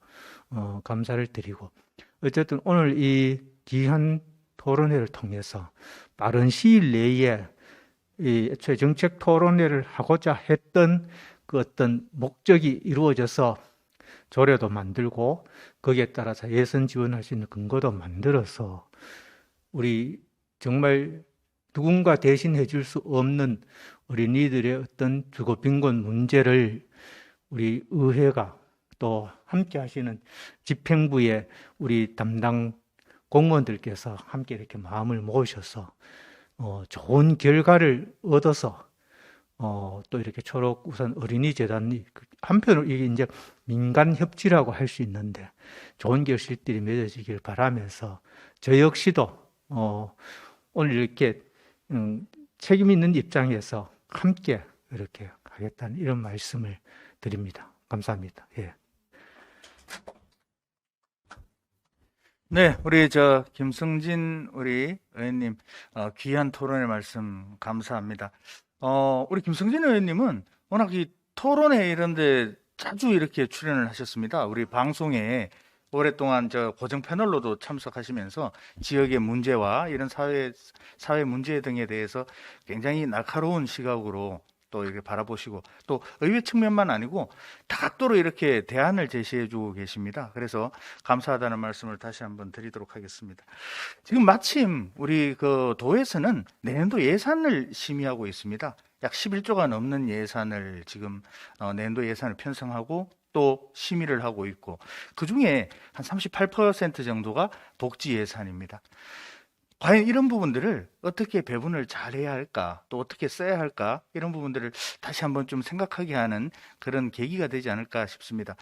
우리 이 문제와 관련해서는 우리 도의회에서는 집행부에서 두 개 국이 연관이 있습니다. 이 주거 문제이기 때문에 우리 건축 관련된 부서가 담당을 하고 있는 부분이 있고 또 한 부서는 우리 아이들에 대한 복지 부분이기 때문에 우리 아이들에 대한 우리 복지과가 이 문제에 대해서 핵심적으로 관여를 하고 있는 두 개 부서다라고 생각합니다. 오늘 이 두 개 과에서 다 나와주셨습니다. 정말 바쁘신 시간인데도 또 이 두 개 과가 협업하지 않으면 어떤 정책적인 결과가 나오기가 굉장히 어렵습니다. 특히 이 두 분의 팀장님께서 이번에 이 정책 토론회 준비하시면서 굉장히 많은 도움을 주셨다라는 말씀을 드리고 또 감사하다는 말씀을 드리겠습니다. 두 분 중에 우선 우리 김영희 건축기획팀장님께 먼저 시간을 드리도록 하겠습니다. 예, 토론 시간을 드리겠습니다. 네. 네, 경상북도 건축디자인과의 건축기획팀장 김영입니다. 오늘 토론에는 배도석 건축디자인과장님께서 참석 예정이셨습니다만 일정상 대신 제가 참석하게 된 것을 양해 부탁드리겠습니다. 두 분 발제 자료 준비를 들으면서 이 토론에는 과장님께서 참석하셨으면 좀 더 명확한 답변이나 조금 똑부러지는 답변을 드릴 수 있는 부분이 더 많지 않을까 하는 그런 아쉬운 점도 있었다는 점 말씀드리겠습니다. 아동 주거 빈곤 문제는 제가 알기로는 서울을 중심으로 강력 단위에서 최근 들어 많이 논의가 되어 온 것으로 알고 있고요. 또 아동 주거권 보호 관련 조례도 제정된 걸로 알고 있습니다. 그런 의미에서 인구 소멸 위험이 있는 우리 지역에서 이런 토론회가 있다는 자체가 의미 있는 일이 아닌가 싶습니다. 앞서 발제 자료에도 나왔듯이 아동 주거 빈곤 가구는 전체 94만 명 중 우리 도가 4만 6천여 명으로 약 10%를 차지하고 있습니다. 많은 아동이 열악한 주거 환경 속에서 고통을 받고 있고 좋지 않은 주거 환경이 아동의 신체적, 정신적 건강은 물론 또래 관계 형성 문제, 정서 불안, 이에 따른 학력 격차, 그로 인한 또 빈곤의 대물림이 가장 큰 문제라고 생각을 합니다. 그리고 이것은 개인인 부모만의 해결 과제가 아니라 정부와 지자체의 관심과 노력이 필요하다는 부분에 대해서도 깊이 공감하는 바입니다.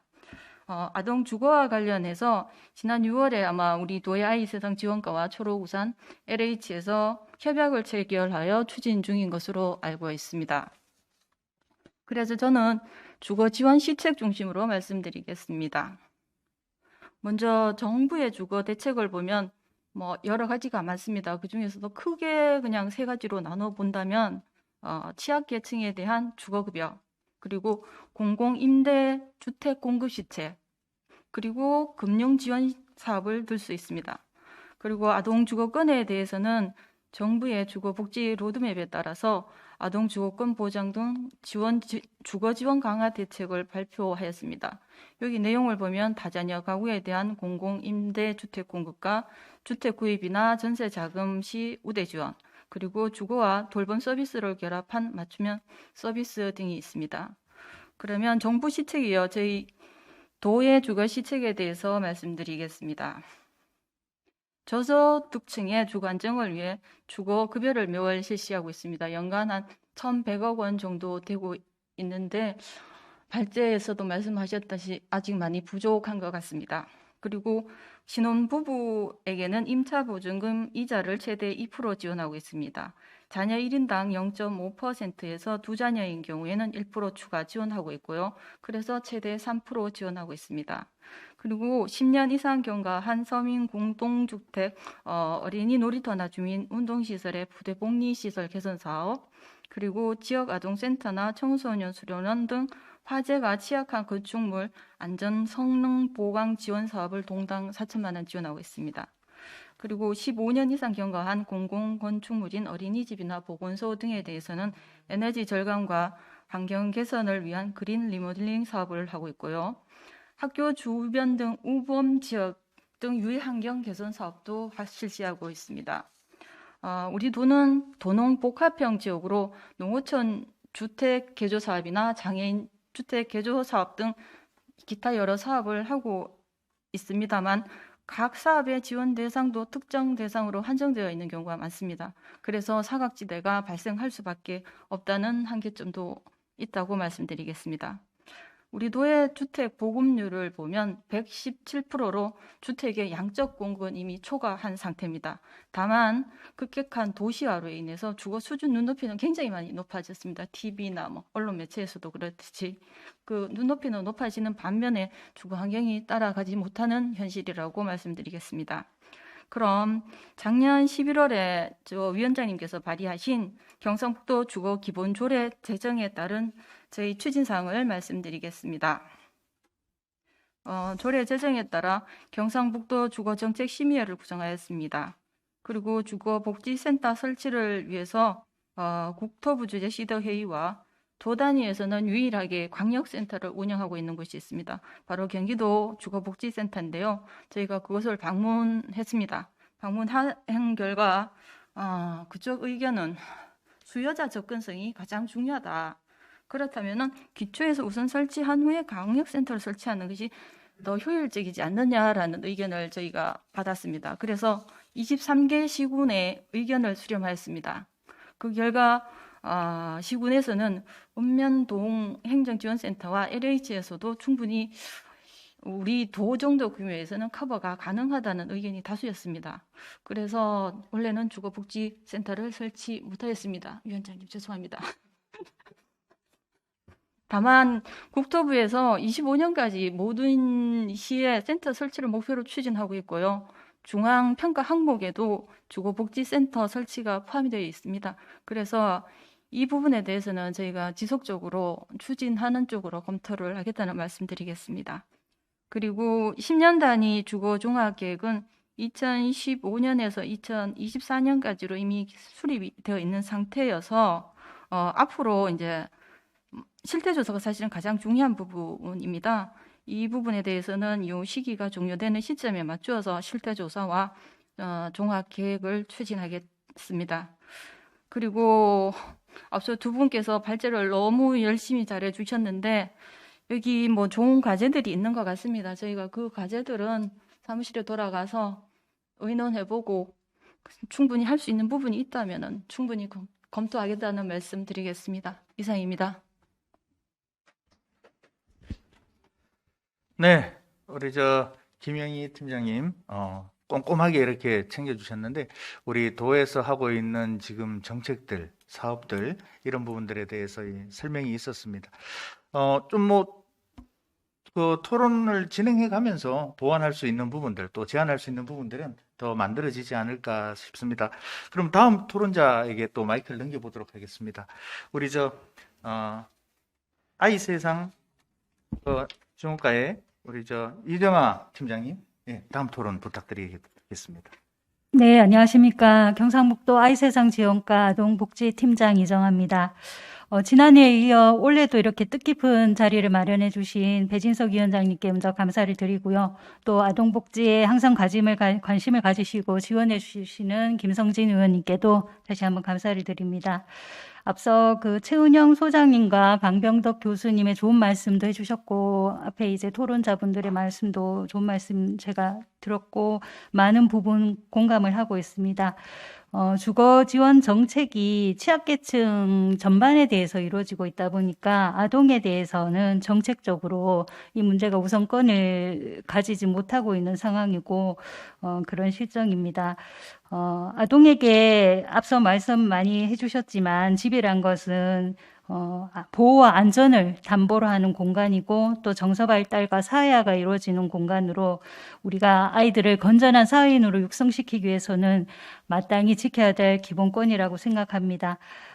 주거 지원에 있어서 아동이 있는 가구를 정책적으로 좀 우선적으로 배려를 해줘야 되는 필요성이 여기에 있다고 하겠습니다. 현재 저희 아이세상 지원과에서는 취약계층 아동에 대한 지원 사업을 펼치고 있는데요. 우리 도의 취약계층 아동은 전체 이제 기초생활보장, 차상위 계층, 한부모 가족 가구 등을 합쳐서 총 2만 4천 명 정도로 추산을 하고 있습니다. 또 아동복지 관련 예산은 전체 이제 국비, 지방비 포함을 해서 2,427억 원 정도로 사용이 되고 있는데 아까 김성진 의원님께서도 고백을 하셨지만 저도 고백을 하자면 아동 빈곤에 대한 지원 정책 사업에는 직접적으로 지원되는 예산이 없는 게 현실입니다. 다만 이제 취약계층 아동이 사용하는 이제 양육시설이라든지 그다음에 지역아동센터에 대해서는 저희가 증개축이라든지 기능보강, 지역환경센터의 환경 개선 등을 지속적으로 개선할 사업을 하고 있다는 점을 말씀을 드리고요. 복지 정책 면에서 보면은 현재 아동 주거 지원이 사실 저희는 주로 이제 시설에 태소 아동의 자립에 좀 집중되어 있는 상황입니다. 그 양육시설과 가정위탁에서 보호받던 아동이 만 18세가 돼서 종료가 되면은 거주를 직접 이제 마련을 해야 되는데 저희가 도내 15개 양육시설의 그 현황을 한번 살펴봤더니 보호 종료하고 5년 이내 아동이 이제 304명을 대상으로 현황을 파악해 보니 LH에 주거 지원을 받는 아동이 166명, 그다음에 아동 스스로 주거를 마련한 경우가 30명, 또 기숙사 17명, 기타 90명 등으로 55% 정도가 LH 다가구 매입 임대주택 등에 입주하고 있는 상황으로 정책 지원의 효과가 아주 상당하다고 하겠습니다. 그러나 지원 대상이 보호 종료 후 5년 이내의 대상으로 하고 있어서 사실 사회 진출 이후에 어떤 위험을 겪고 또 사회 직장이나 여러 가지 변화가 있는 상황에 대처를 하기 위해서는 안정적인 사회 정착을 위해서는 지원 대상을 조금 더 확대할 필요가 있고 또 군 단위 지역은 대부분 월세가 많고 전세주택 매입이 어려워서 저희가 원하는 지역에 지원을 받을 수 없는 경우가 있어서 이에 대한 보완이 좀 필요한 상황입니다. 주거 지원 정책 면에서 보면은 우리 도는 이제 지역의 상황에 따라서 앞서 교수님께서 말씀하셨지만은 편차가 상당히 있는 상황이라고 생각이 되고요. 농어촌 지역은 사실 주거 때문에 이사를 한다든지 이런 부분은 어려울 것으로 보입니다. 그래서 농어촌 지역은 개보수 중심으로 또 도심 지역은 공공임대주택을 확대하거나 주거비 지원을 하고 주거 빈곤 밀집 지역에 대해서는 환경 개선을 하는 등을 통해서 지역 특성에 맞는 주거 정책이 필요할 것으로 보입니다. 특히 아동 입장에서 고려돼야 될 사항으로는 이번 실태조사 결과에서 보듯이 주거 면적이 25평 미만 가구가 70%를 차지하고 최소 방 개수 미달 주거 빈곤이 45% 정도를 차지했습니다. 이를 볼 때 주거 공간 협소에 따른 문제가 아이들한테는 가장 큰 것으로 보이고요. 또한 자기 방이 없는 아동이 59%, 그다음에 아동 대상 설문을 보면은 이사 희망 사유로 본인 방 때문이다라고 응답한 아동이 3.5%를 차지하고 있습니다. 또 우리 도내 취약계층 아동 중에서 10세 이상 아동이 지금 현재 67%를 차지하고 있습니다.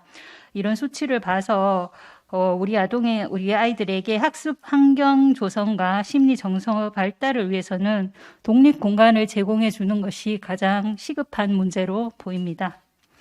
또한 주거 지원 제도가 있음에도 이 정보들이 지원 대상에게 얼마나 잘 전달되느냐 하는 것도 무척 중요한데요. 특히 취약계층은 정보 접근성이 취약한 경우가 많습니다. 제도가 있음에도 몰라서 지원받지 못하는 경우가 없도록 저희가 다양한 경로를 통해서 정책 홍보가 필요하다고 보고 시군의 이제 사례관리사나 읍면동 복지사들 중심으로 정책적인 정보를 제공하고 교육을 하는 교육을 적극적으로 지원해서 민간과 공공자원을 연계할 수 있도록 유도해 나가는 것이 필요하다고 보겠습니다. 이 잘 구축되어 있는 저희 복지 정책 전달 체계와 건축 디자인과의 주거 지원 정책이 합쳐지면은 주거 빈곤 아동에 대한 정책 효과를 얻을 수 있으라 생각하고요. 두 체계를 촘촘하게 연결할 수 있는 어떤 컨트롤 타워 기관이 역할이 무엇보다 필요하다고 하겠습니다. 앞으로 저희 오늘 귀한 말씀을 전문가들께도 해주시고 해서 저도 참 우리 도에서 부족한 점이 많다라는 생각이 들고요. 앞으로 적극적으로 검토해서 우리 아이들에게 주거 빈곤이 미치는 영향을 이런 공론화를 시키는 이런 오늘 자리가 참 뜻깊었던 것 같고 이런 공론화 자리를 통해서 정책이 계속 검토되고 확대되었으면 좋겠습니다. 이상으로 마치겠습니다. 네, 우리 이정아 팀장님 말씀도 참 잘하시네요. 좋은 토론 말씀 감사드리고 이게 이제 고백으로만 끝나면 결실이 없겠죠. 고백을 했으면 이제 실천이 따라야 되지 않을까 하는 생각을 해보게 됩니다. 우리 다음은 우리 경상북도 전역에 다니시면서 우리 아이들을 위해 가지고 진짜 고생하고 계시는 우리 문희영 센터장님, 우리 문희영 우리 위원장님, 본부장님께 마이크를 드리도록 하겠습니다. 우리 본부장님 부탁드리겠습니다. 예, 방금 소개받은 초록우선 어린이재단 경북지역본부 전문영입니다. 앞에서 너무 교수님들하고 너무 토론자 발표자 너무 잘하셔서 기다리는 동안 처음에는 안 떨렸는데 마지막으로 하니까 많이 떨리네요. 예, 떨리지만 뭐 또 준비했던 토론 의견들을 또 제시하도록 하겠습니다. 예, 뭐 저희는 저희 현장에서 여러 가지 뭐 정책이나 또 대책 발표 부분들을 많이 또 있는 내용들이 있는데 현장의 소리들을 조금 담아서 오늘 이 자리에서 아동 주거권 보장을 위한 부분에 의견들을 조금 제시하고자 합니다. 경상북도는 저희가 23개 시군에서 41만 7천 명의 아동이 생활하고 있습니다. 인구주택 총조사에 의하면 경북의 아동 주거 빈곤 아동은 경북 아동의 9.6%인 4만 6천 명으로 아동 10명 중에 1명이 저희 주거 빈곤의 상태에 놓여져 있는 것으로 나타납니다. 특별히 2020년 국토교통부에 따르면 사실 자가주택 보유율과 주택 보급률은 타 시도에 비해서 저희 경북이 높은 편입니다. 전라남도에 다음으로 두 번째로 높지만 현재 그 대부분 1989년대 이전에 건축되는 30년 이전에 노화된 건축물이 26.8%에 해당하고 있습니다. 이는 오히려 낡고 오래되어 제대로 기능하지 못한 집에서 생활하면서 아동이 집을 가지고 있다는 이유로 정책에 사각지대에 놓인 가구들이 많이 있습니다. 사실 수도권의 경우는 가밀과 주거비 부담 부분들이 이제 많이 그 어려움을 느끼고 있는데 저희 이제 지방 도시나 특히 경상북도 같은 경우는 구조 성능의 물리적 환경 열악함이 아동의 발달적 부정적 영향을 미치고 있다고 보여집니다. 앞쪽 발표하셨던 우리 강병덕 교수님 그 경북 주거 관련 우리 아동 주거 빈곤 가정에 대한 실태 조사 하셨는데 그 부분들에서 특히 두 가지 정도에 대해서 제가 현장에 있는 사례 소개를 조금 하면서 설명을 좀 드리고자 합니다.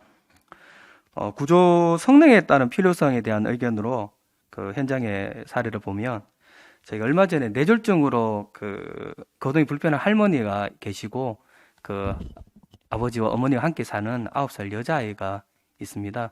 그 여자아이가 이제 그 여러 가지 신청을 통해서 저희한테 어려움이 소개를 받았는데 현장을 가보니까 아동의 집은 너무 오래된 구옥이고 단열도 되지 않고 뭐 겨울에 이렇게 세면에 물도 얼고 특히 화장실 같은 경우는 바깥에 외부에 재래식 화장실이 이렇게 이용하면서 이거 밤에 나갈 때 화장실 이용해야 되는데 너무 무섭고 어려운 부분들은 늘 이렇게 얘기하고 있었어요. 그래서 현장에서 이제 그 시에서 관계자와 함께 저희가 조사하면서 그 부분들에 대해서 이렇게 구조 환경 부분들을 지원해 주셨는데 그 하고 나니까 이 친구가 다 동네에 있는 친구들한테 내가 우리 집에 한번 와서 같이 놀자고 얘기도 못 했는데 이제 자랑스럽게 우리 집에 와서 같이 놀자고 얘기도 하고 또 다른 친구들한테 늘 자랑을 하면서 아이의 또 어떤 심리적으로 위축되었던 부분 마음이 또 열리면서 긍정적으로 또 보이는 사례가 또 있습니다.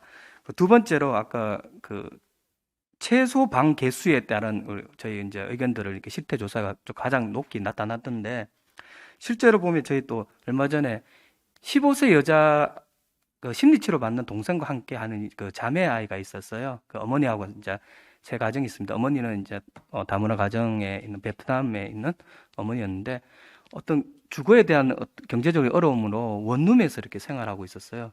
그래서 늘 이렇게 동생은 또 아프고 또 늘 동생하고의 또 너무 방이 없다 보니까 같이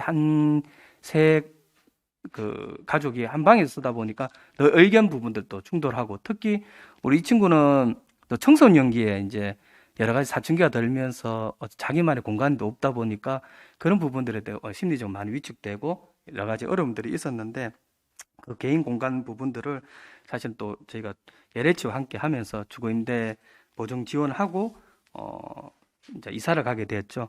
가고 나서 보니까 이 친구가 지금 너무나 당연히 누려야 될 우리가 나의 자기만의 공간, 그 공간에서 공부를 하고 쉬고 여러 가지 이제 성장을 할 수 있는 그런 부분들의 권리의 부분들을 이제 채워주고 있는 부분을 보면서 아까 교수님 발표하셨던 그 자료에 그런 의견들이 현장에서도 계속 나타나고 있는 걸로 보여집니다. 초록사 어린이재단은 저희가 이러한 주거비 지원 사업 이후 이제 주거 만족도를 확인한 결과 주택 상태 만족도가 긍정적으로 변화할 수 있도록 아동 보호자의 우울 감소가 되고 아동의 진로 성숙도가 통계적으로 유의미하게 증가하고 있는 것도 보여집니다. 이에 토론자는 아동 주거권 보장을 위해 다음과 같이 대안을 좀 제안하고자 합니다. 첫째, 현재 국토교통부에서 제시하고 있는 최저 주거 기준에 대한 개정이 필요하다고 보여집니다.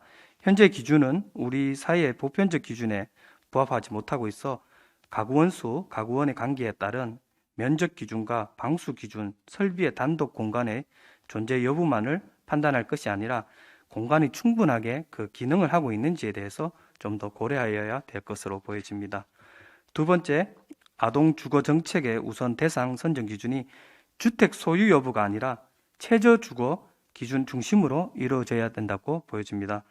소규모 인구의 농어촌 지역의 같은 경우는 대부분 주택을 소유하고 있습니다. 하지만 앞서 그 사례 설명드린 것처럼 노후되고 오래되어 가지고 그 기능을 제대로 하지 못하는 최저 주거 기준에 있는 가정 환경들이 많이 있습니다.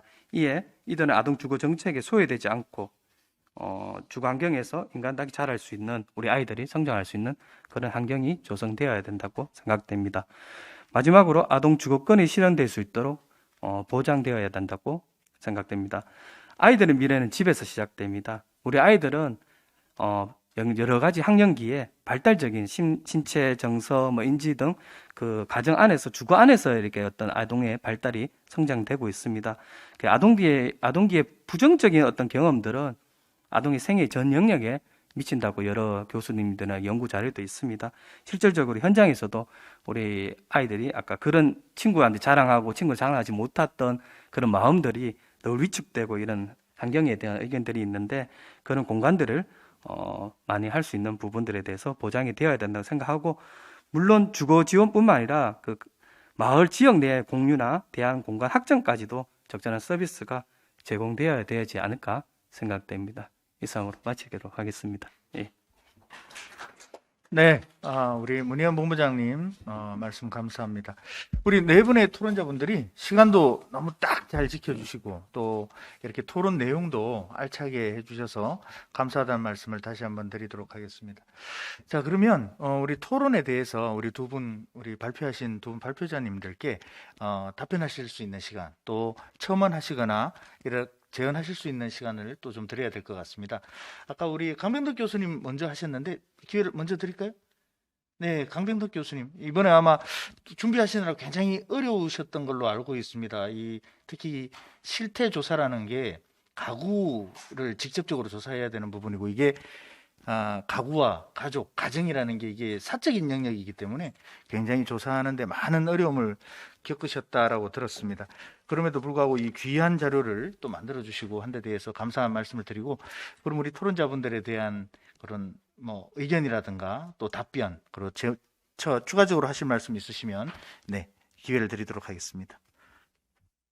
네, 오늘 도 의원님과 이렇게 또 행정에 담당하고 계시는 공무원 담당자 분들, 그리고 이제 어린이재단 이렇게 책임지고 계시는 분들까지 의견을 이렇게 주셔가지고 너무 감사하고요.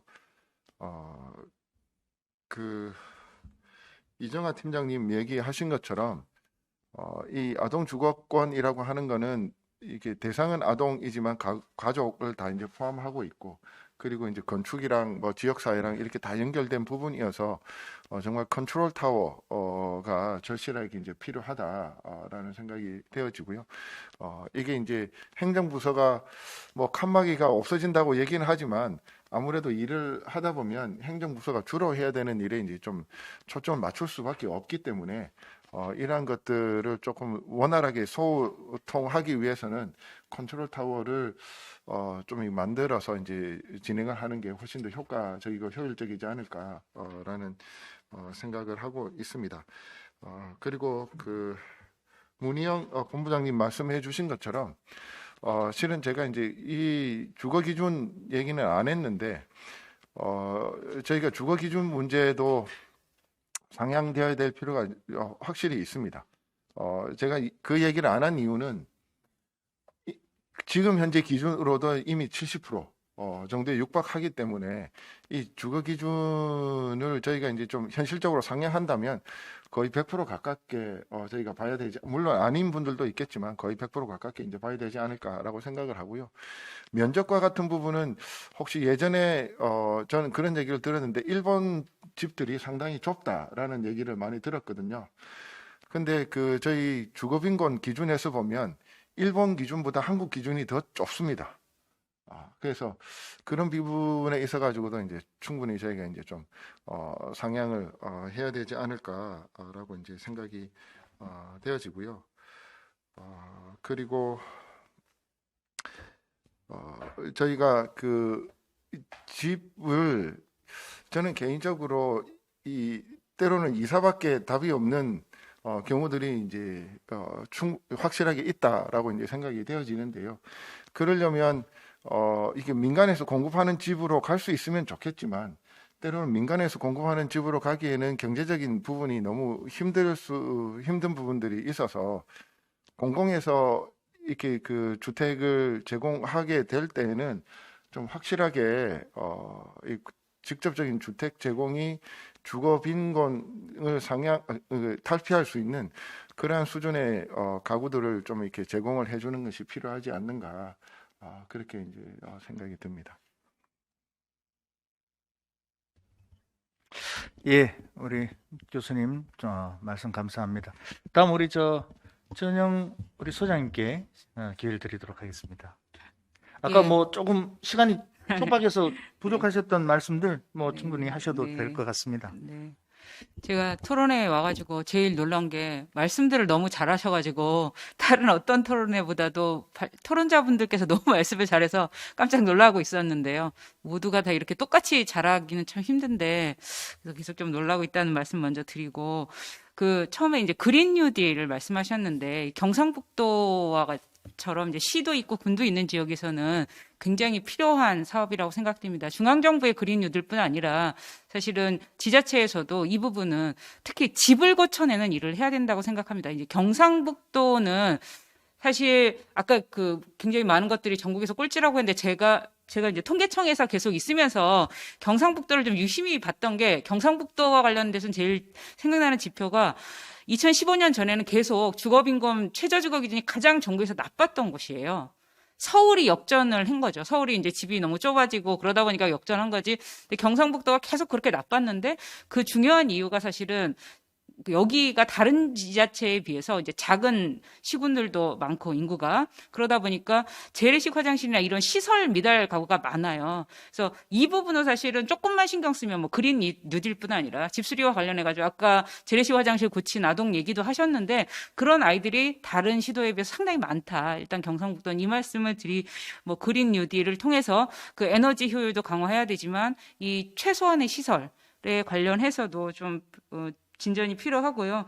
그리고 아까 이제 대구광역시의 조례 제정과 관련해서 또 말씀을 하셨는데, 예, 대구나 이제 부산이 지금 수도권에 이어서 이제 아동 주거빈곤과 관련된 조례들을 만들고 하는 건 사실 언론의 역할도 컸고, 초록우산에 이제 언론을 그렇게 또 움직이는 데는 초록우산이 굉장히 많은 역할들을 하셨잖아요.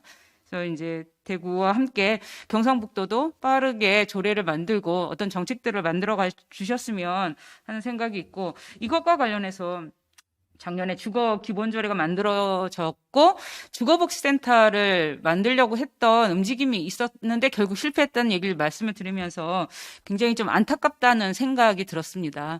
이 경기도에서 안 듣고 계셨으면 좋겠는데 경기도시공사에서 잘못 얘기를 하셨다고 생각해요. 경북 시군에 다른 시군에서 만들지 못하면 경북도라도 가지고 주거복지센터를 만들고, 아까 교수님께서도 컨트롤 타워를 얘기를 하셨지만 컨트롤 타워가 굉장히 중요하거든요. 아마 초록우산에서도 좀 답답함을 느끼실 거라고 생각해요. 주거복지센터가 없어서.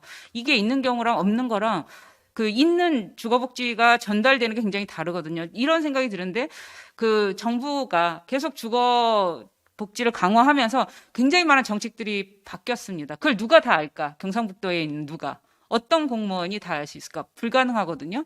그거는 공무원들의 문제가 아니라 얘가 너무 제도도 많이 바뀌고 정책도 많고 뭐 집수리, 주거비 지원, 그다음에 공공임대주택 이 하나하나만 해도 강의를 몇 시간씩 해도 다 못한단 말이에요. 그러면 이것들을 누가 알고 있느냐? 제가 약간 좀 걱정되는 건 경상북도에 이거 좀 못 찾아봤는데 주거복지팀이 혹시 도청에서 없는 거 아닌가 하는 생각이 지금 드는데 살짝 그렇게 행정 단위에서의 컨트롤 타워도 필요하고 그다음에 민과 관을 연결해주는 주거복지센터도 반드시 필요합니다. 그러니까 지금 뭐 아까 2025년까지 국토교통부에서 다 만들겠다고 하는 게 그러니까 일정 군 단위까지는 아니지만 시 단위까지는 다 만들겠다고 하는 게 계획이고 그걸 굉장히 압박을 지금 세게 하고 있거든요. 그러니까 어차피 만드실 거인데 좀 빠르게 이게 아까 이제 제가 말씀드렸던 뭐 재건축 초과이익 환수에 의한 부담금, 그다음에 종합부동산세 이런 걸 시군에 배분하는 기준 중에 하나가 주거복지센터가 있느냐 없느냐도 중요해지거든요. 그런 점에서 주거복지센터를 작년에 이제 논의되고 못 만들었다라는 건 좀 안타깝고 내년에 똑같은 오늘 같은 자리가 있다면 내년에는 이미 좀 만들어져 있으면 하는 바람이 있습니다. 주거복지센터는 굉장히 주거복지 전달책이 굉장히 중요한 것이고요. 그리고 아까 제가 이제 시흥 다 어울림 센터처럼 지역의 생활 SOC, 아이들이 있을 공간 이런 것들을 만들어내는 것도 굉장히 필요하다고 말씀을 드렸는데 특히나 굉장히 좀 마음에 걸리는 게 울릉군이나 봉화군 같은 데는 아동주거빈곤 비율이 지금 20%가 넘지 않습니까? 거의 10명 중에 2-3명 정도가 그런 상황인데 이런 지역은 LH공사하고 함께 매입임대주택을 통해서 생활 SOC를 공급할 수 있을 것 같아요. 요새는 이제 공공임대주택을 통해서 매입임대주택만 공급하는 게 아니라 이런 공간들도 만들어내거든요. 그런데 이거 인구 8만이면 지자체에서 특별히 요청을 하시면 돼요. 경상북도 LH에. 그래서 시군 협력 사업을 통해서 막 수십억을 들여서 자체 예산으로 그런 공간들을 만들어내는 것도 좋지만 매입 임대주택이라는 걸 통해서 임대주택도 만들고 공간도 만들고 아이들에게 필요한 그리고 뭐 그런 공간에 주거복지센터가 들어올 수도 있을 거고요. 그래서 지금 사실은 자원이 없는 게 아니라 이렇게 저렇게 연계를 못하는 거고 이거는 사실 정보가 없어서이기도 하거든요. 그래서 이런 것들을 그럼 누가 담당할 거냐. 그래서 이제 주거복지 전달 체계, 지금 오늘 이제 아동을 얘기하고 있지만 아동의 주거 문제 해결을 위해서도 이것들을 전담해낼 공공의 주거복지팀, 사실은 주거복지과, 그리고 그다음에 주거복지센터 이런 것들을 만들어내는 것도 굉장히 중요하고 그다음에 이제 마지막으로는 아까 제가 말씀드렸지만 아동에 대한 지원 그걸 지금 당장 할 수 있는 건 공공임대주택을 다 공급을 해주면 좋겠지만 그건 시간이 걸리고 이미 경상북도는 주택보급률이 120%가 넘고 이거 뭐 새 집을 계속 지을 수는 없는 상황이거든요. 그렇다면 있는 집을 잘 활용하는 거고 고쳐야 되고 그다음에 주거 상향 아까 교수님 말씀하신 것처럼 어떤 집은 이사를 가야 그 문제가 해결이 되는 집들은 어떻게 이사를 가게 해주겠어요. 주거비를 지원을 해야죠. 보증금을 지원하든 월세를 하는데 그래서 그 청년에 대한 이제 주거 지원은 내년에 중앙정부에서 세게 밀고 갑니다. 기준 중위소득의 60% 이하 관련해서는 한시 사업이라고 하지만 그렇게 되지는 않을 것 같고 월 20만 원 정도를 매월 지급하는 게 청년에 대해서는 생기는데 아동에 관해서 주거비 지원을 이제 아까 보니까 철호구산에서 많이 하고 있는데 그 공공에서 더 그거보다 훨씬 더 많은 액수로 지원을 해야 되는 게 당연한 것 같아서 그 부분 좀 당부드리면서 그 굉장히 좀 목소리를 높여서 죄송한데 네, 여기까지 말씀드리겠습니다. 네, 아유, 뭐 열정적인 말씀 감사드립니다. 우리 김영희 팀장님, 제가 질문이 하나 있어서 질문을 드리고 싶은데, 우리 그 위원회를 아까 구성했다라고 말씀을 들었습니다. 네, 주거정책심의위원회. 예, 새로 그 구성했습니다. 위원회는 경북도에 거주해야지만 그 위원회에 들어갈 수 있습니까? 그런 제한은 없는 걸로 없죠. 알고 있습니다. 그럼 우리 전영 소장님 같은 분을 위원회 위원으로 이렇게 모시면 굉장히 큰 도움이 될 수 있을 것 같은데 어떻게 생각하세요? 좋은 제안입니다. 제가 이 추천을 강력히 추천을 좀 해드리고 싶어요. 예? 좋은 제안입니다. 다니시는데 KTX비는 제가 어떻게든 마련해 보겠습니다. 소장님 시간이 되시는지 모르겠습니다. 시간 내주셔야죠. 이 지금 경북의 우리 아동들을 위해 가지고 하여튼 귀한 말씀 감사드리도록 합니다. 자, 그러면 우리 두 분 추가 말씀도 들었고 우리 혹시 토론자분들께서 질문이라든가 간단하게 또 멘트 하실 게 있으시면 기회를 드리도록 하죠. 우리 김승진 의원님 드릴까요? 예. 방금 우리 전영 소장님 말씀 들으면서 컨트롤 타워 말씀하셨는데 제가 이제 현장에서 겪는 부분은 어떤 게 있는가 하면 우리 이제 주로 시단위, 군단위도 요즘 있습니다만은 이 공공임대주택 거기에 보면 주로 이제 기초생활보호 대상자가 최우선으로 가는 이런 정책들을 펴고 있는데 어떤 의미에서 보면은 이제는 아동 쪽까지 포함해서 어떤 자상위 계층이든 조금 저소득 계층까지 더 포함하는 범위 내에서 이 어떤 공공임대 사업이 진행되도록 하는 방안들도 적극적으로 모색이 되면은 이 아동 주거권이 어떤 열악한 부분이 개선될 수 있겠다는 생각도 같이 하게 되고 동시에 이제 LH에서 이제 행복주택을 짓게 되는데 이 부분들이 어떤 말하자면 시군의 어떤 실정하고 조금 차이 나는 부분이 있는데 소규모 군단위에서도 지으면서 주로 신혼부부, 청년 이런 대상들을 염두에 두고 그 공간이 말하자면 이렇게 평수로 치면은 실평수가 한 6, 7평 정도 되는 것들을 지으니까 어쩌면 이렇게 이 아동의 주거권, 그 부모와 같이 거주하는 열악한 주거 여건에 있는 층은 또 그 안에 포함되기 어려운 것도 있으니까 이걸 하나의 제도 개선 측면에서도 소장님께서 혹시 기회가 되시면 한번 이 제안을 해주셨으면 하는 그런 말씀을 드리고 싶습니다. 이상입니다. 예. 네. 또 우리 혹시 다른 토론자분들 중에 조금 더 추가적으로 의견 제시하실 분 있으시면 기회를 드리도록 하겠습니다. 없으시면 우리 정책 토론회를 하기 전에 사전에 우리 참여하실 분들 유튜브를 통해서 참여하실 분들을 받았습니다. 신청을 받았고 또 그중에 사전 질문서도 이렇게 제시해 주십사 이렇게 부탁을 드렸더니 많은 분들이 이렇게 참여 의사도 보내주시고 또 질문도 이렇게 보내주셨습니다. 그중에 중복되는 질문 한 시간상 한두 개 정도 이렇게 드릴 수 있을 것 같네요. 그중에 하나를 질문을 드리도록 하겠습니다. 이게 아마 우리 김영희 팀장님 혹은 이정하 팀장님 우리 집행부 쪽에 질문을 드리는 게 맞는 것 같네요. 여기에 보니까 일전에 아동주거 빈곤을 다룬 토론 프로그램을 본 적이 있습니다. 그 방송에서 여러 지자체에서 주거 빈곤 아동 지원을 위한 예산은 별도로 편성되어 있지 않다라는 말을 들은 바가 있습니다. 굉장히 충격적이었습니다. 그리고 주거빈곤 담당 부서도 뭐 이렇게 일원화되어 있지 않고 여러 곳으로 이렇게 분산이 되어 있다라는 말도 있었습니다. 경상북도는 어떤지, 또 경상북도의 특성에 맞는 그런 어떤 지원 정책, 예산 수립 이런 계획들이 있는지 궁금합니다. 아주 질문 내용이 굉장히 전문적이고 날카롭습니다. 아마 이게 컨트롤 타워하고도 연계된 문제인 것 같은데 이 부분에 대해서 우리 김영희 팀장님 답변을 해주시겠습니까?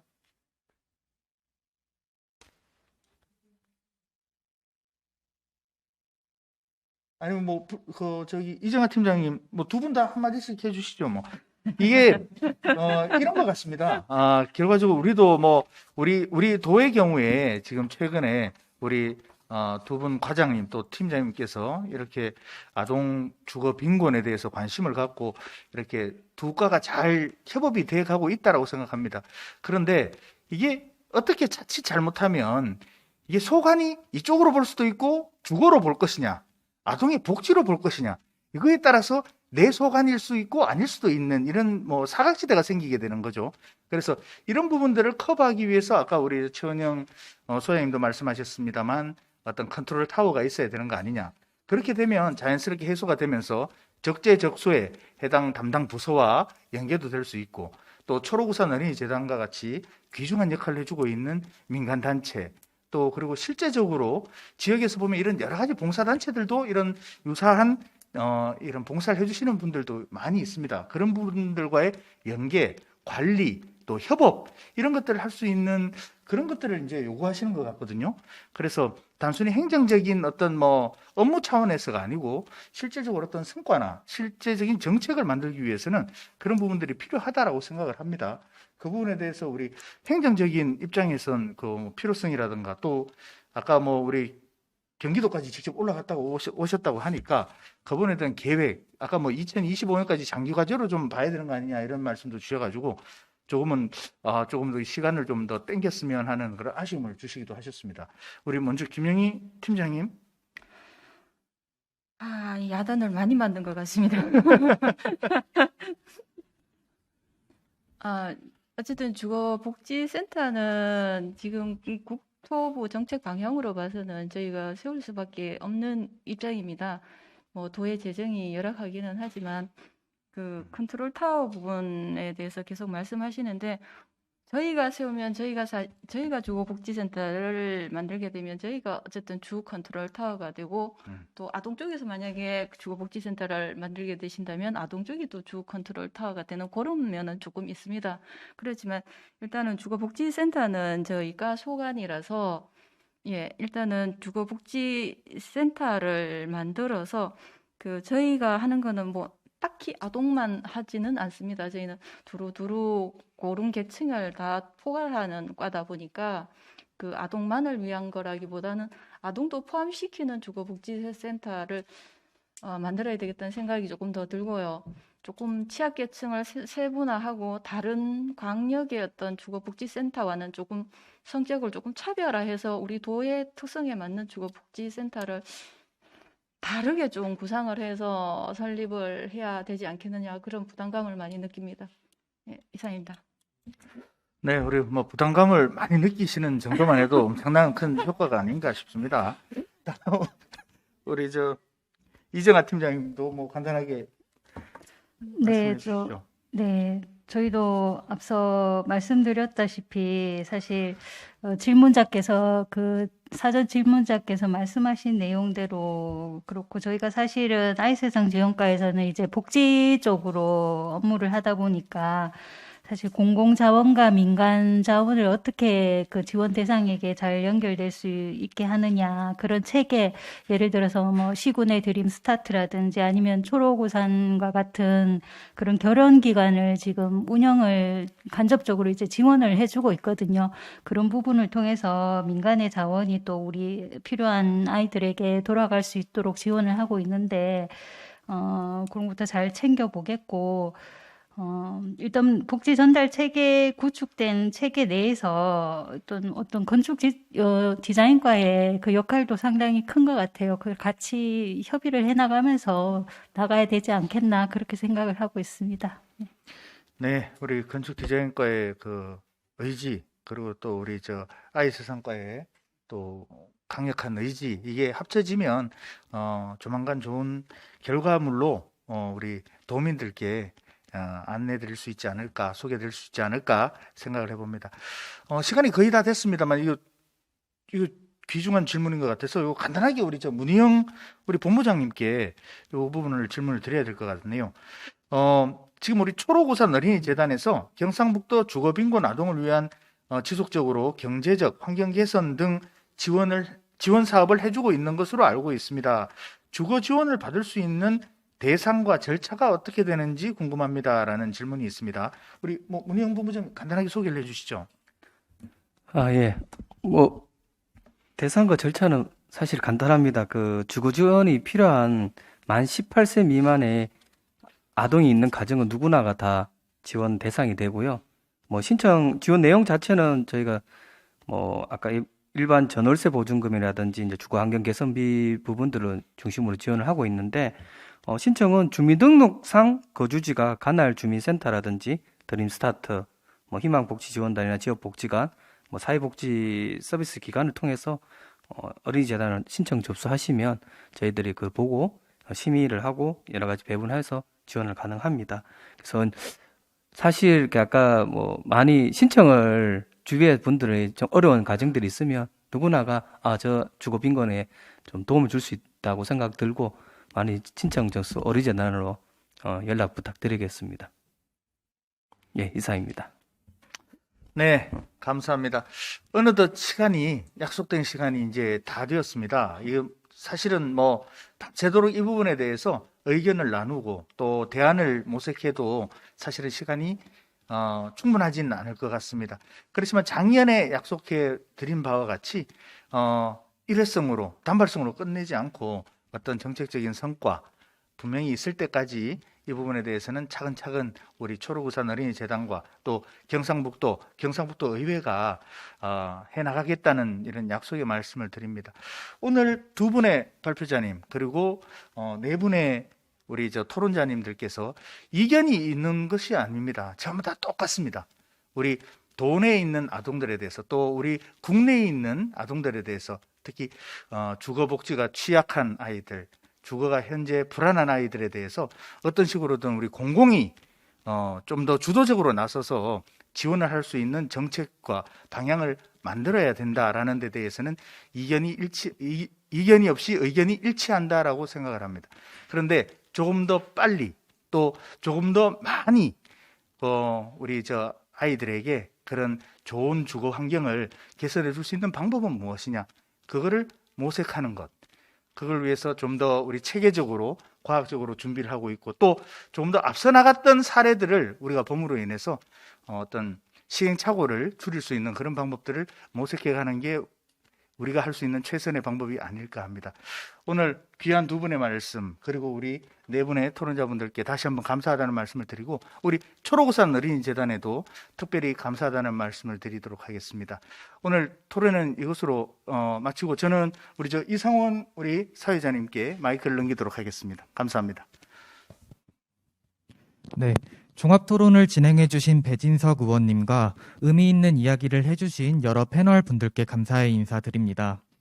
오늘 정책토론회에서 발표된 내용과 각각의 제언들이 사회복지 현장에서 실천과 행동으로 이어질 수 있도록 올바른 정책이 만들어지기를 희망합니다. 경상북도 아동주거권 보장을 위한 정책토론회 영상은 초록우산 어린이재단 경북아동옹호센터 유튜브 채널에서 다시 보실 수 있습니다. 이상으로 정책토론회를 모두 마치도록 하겠습니다. 감사합니다.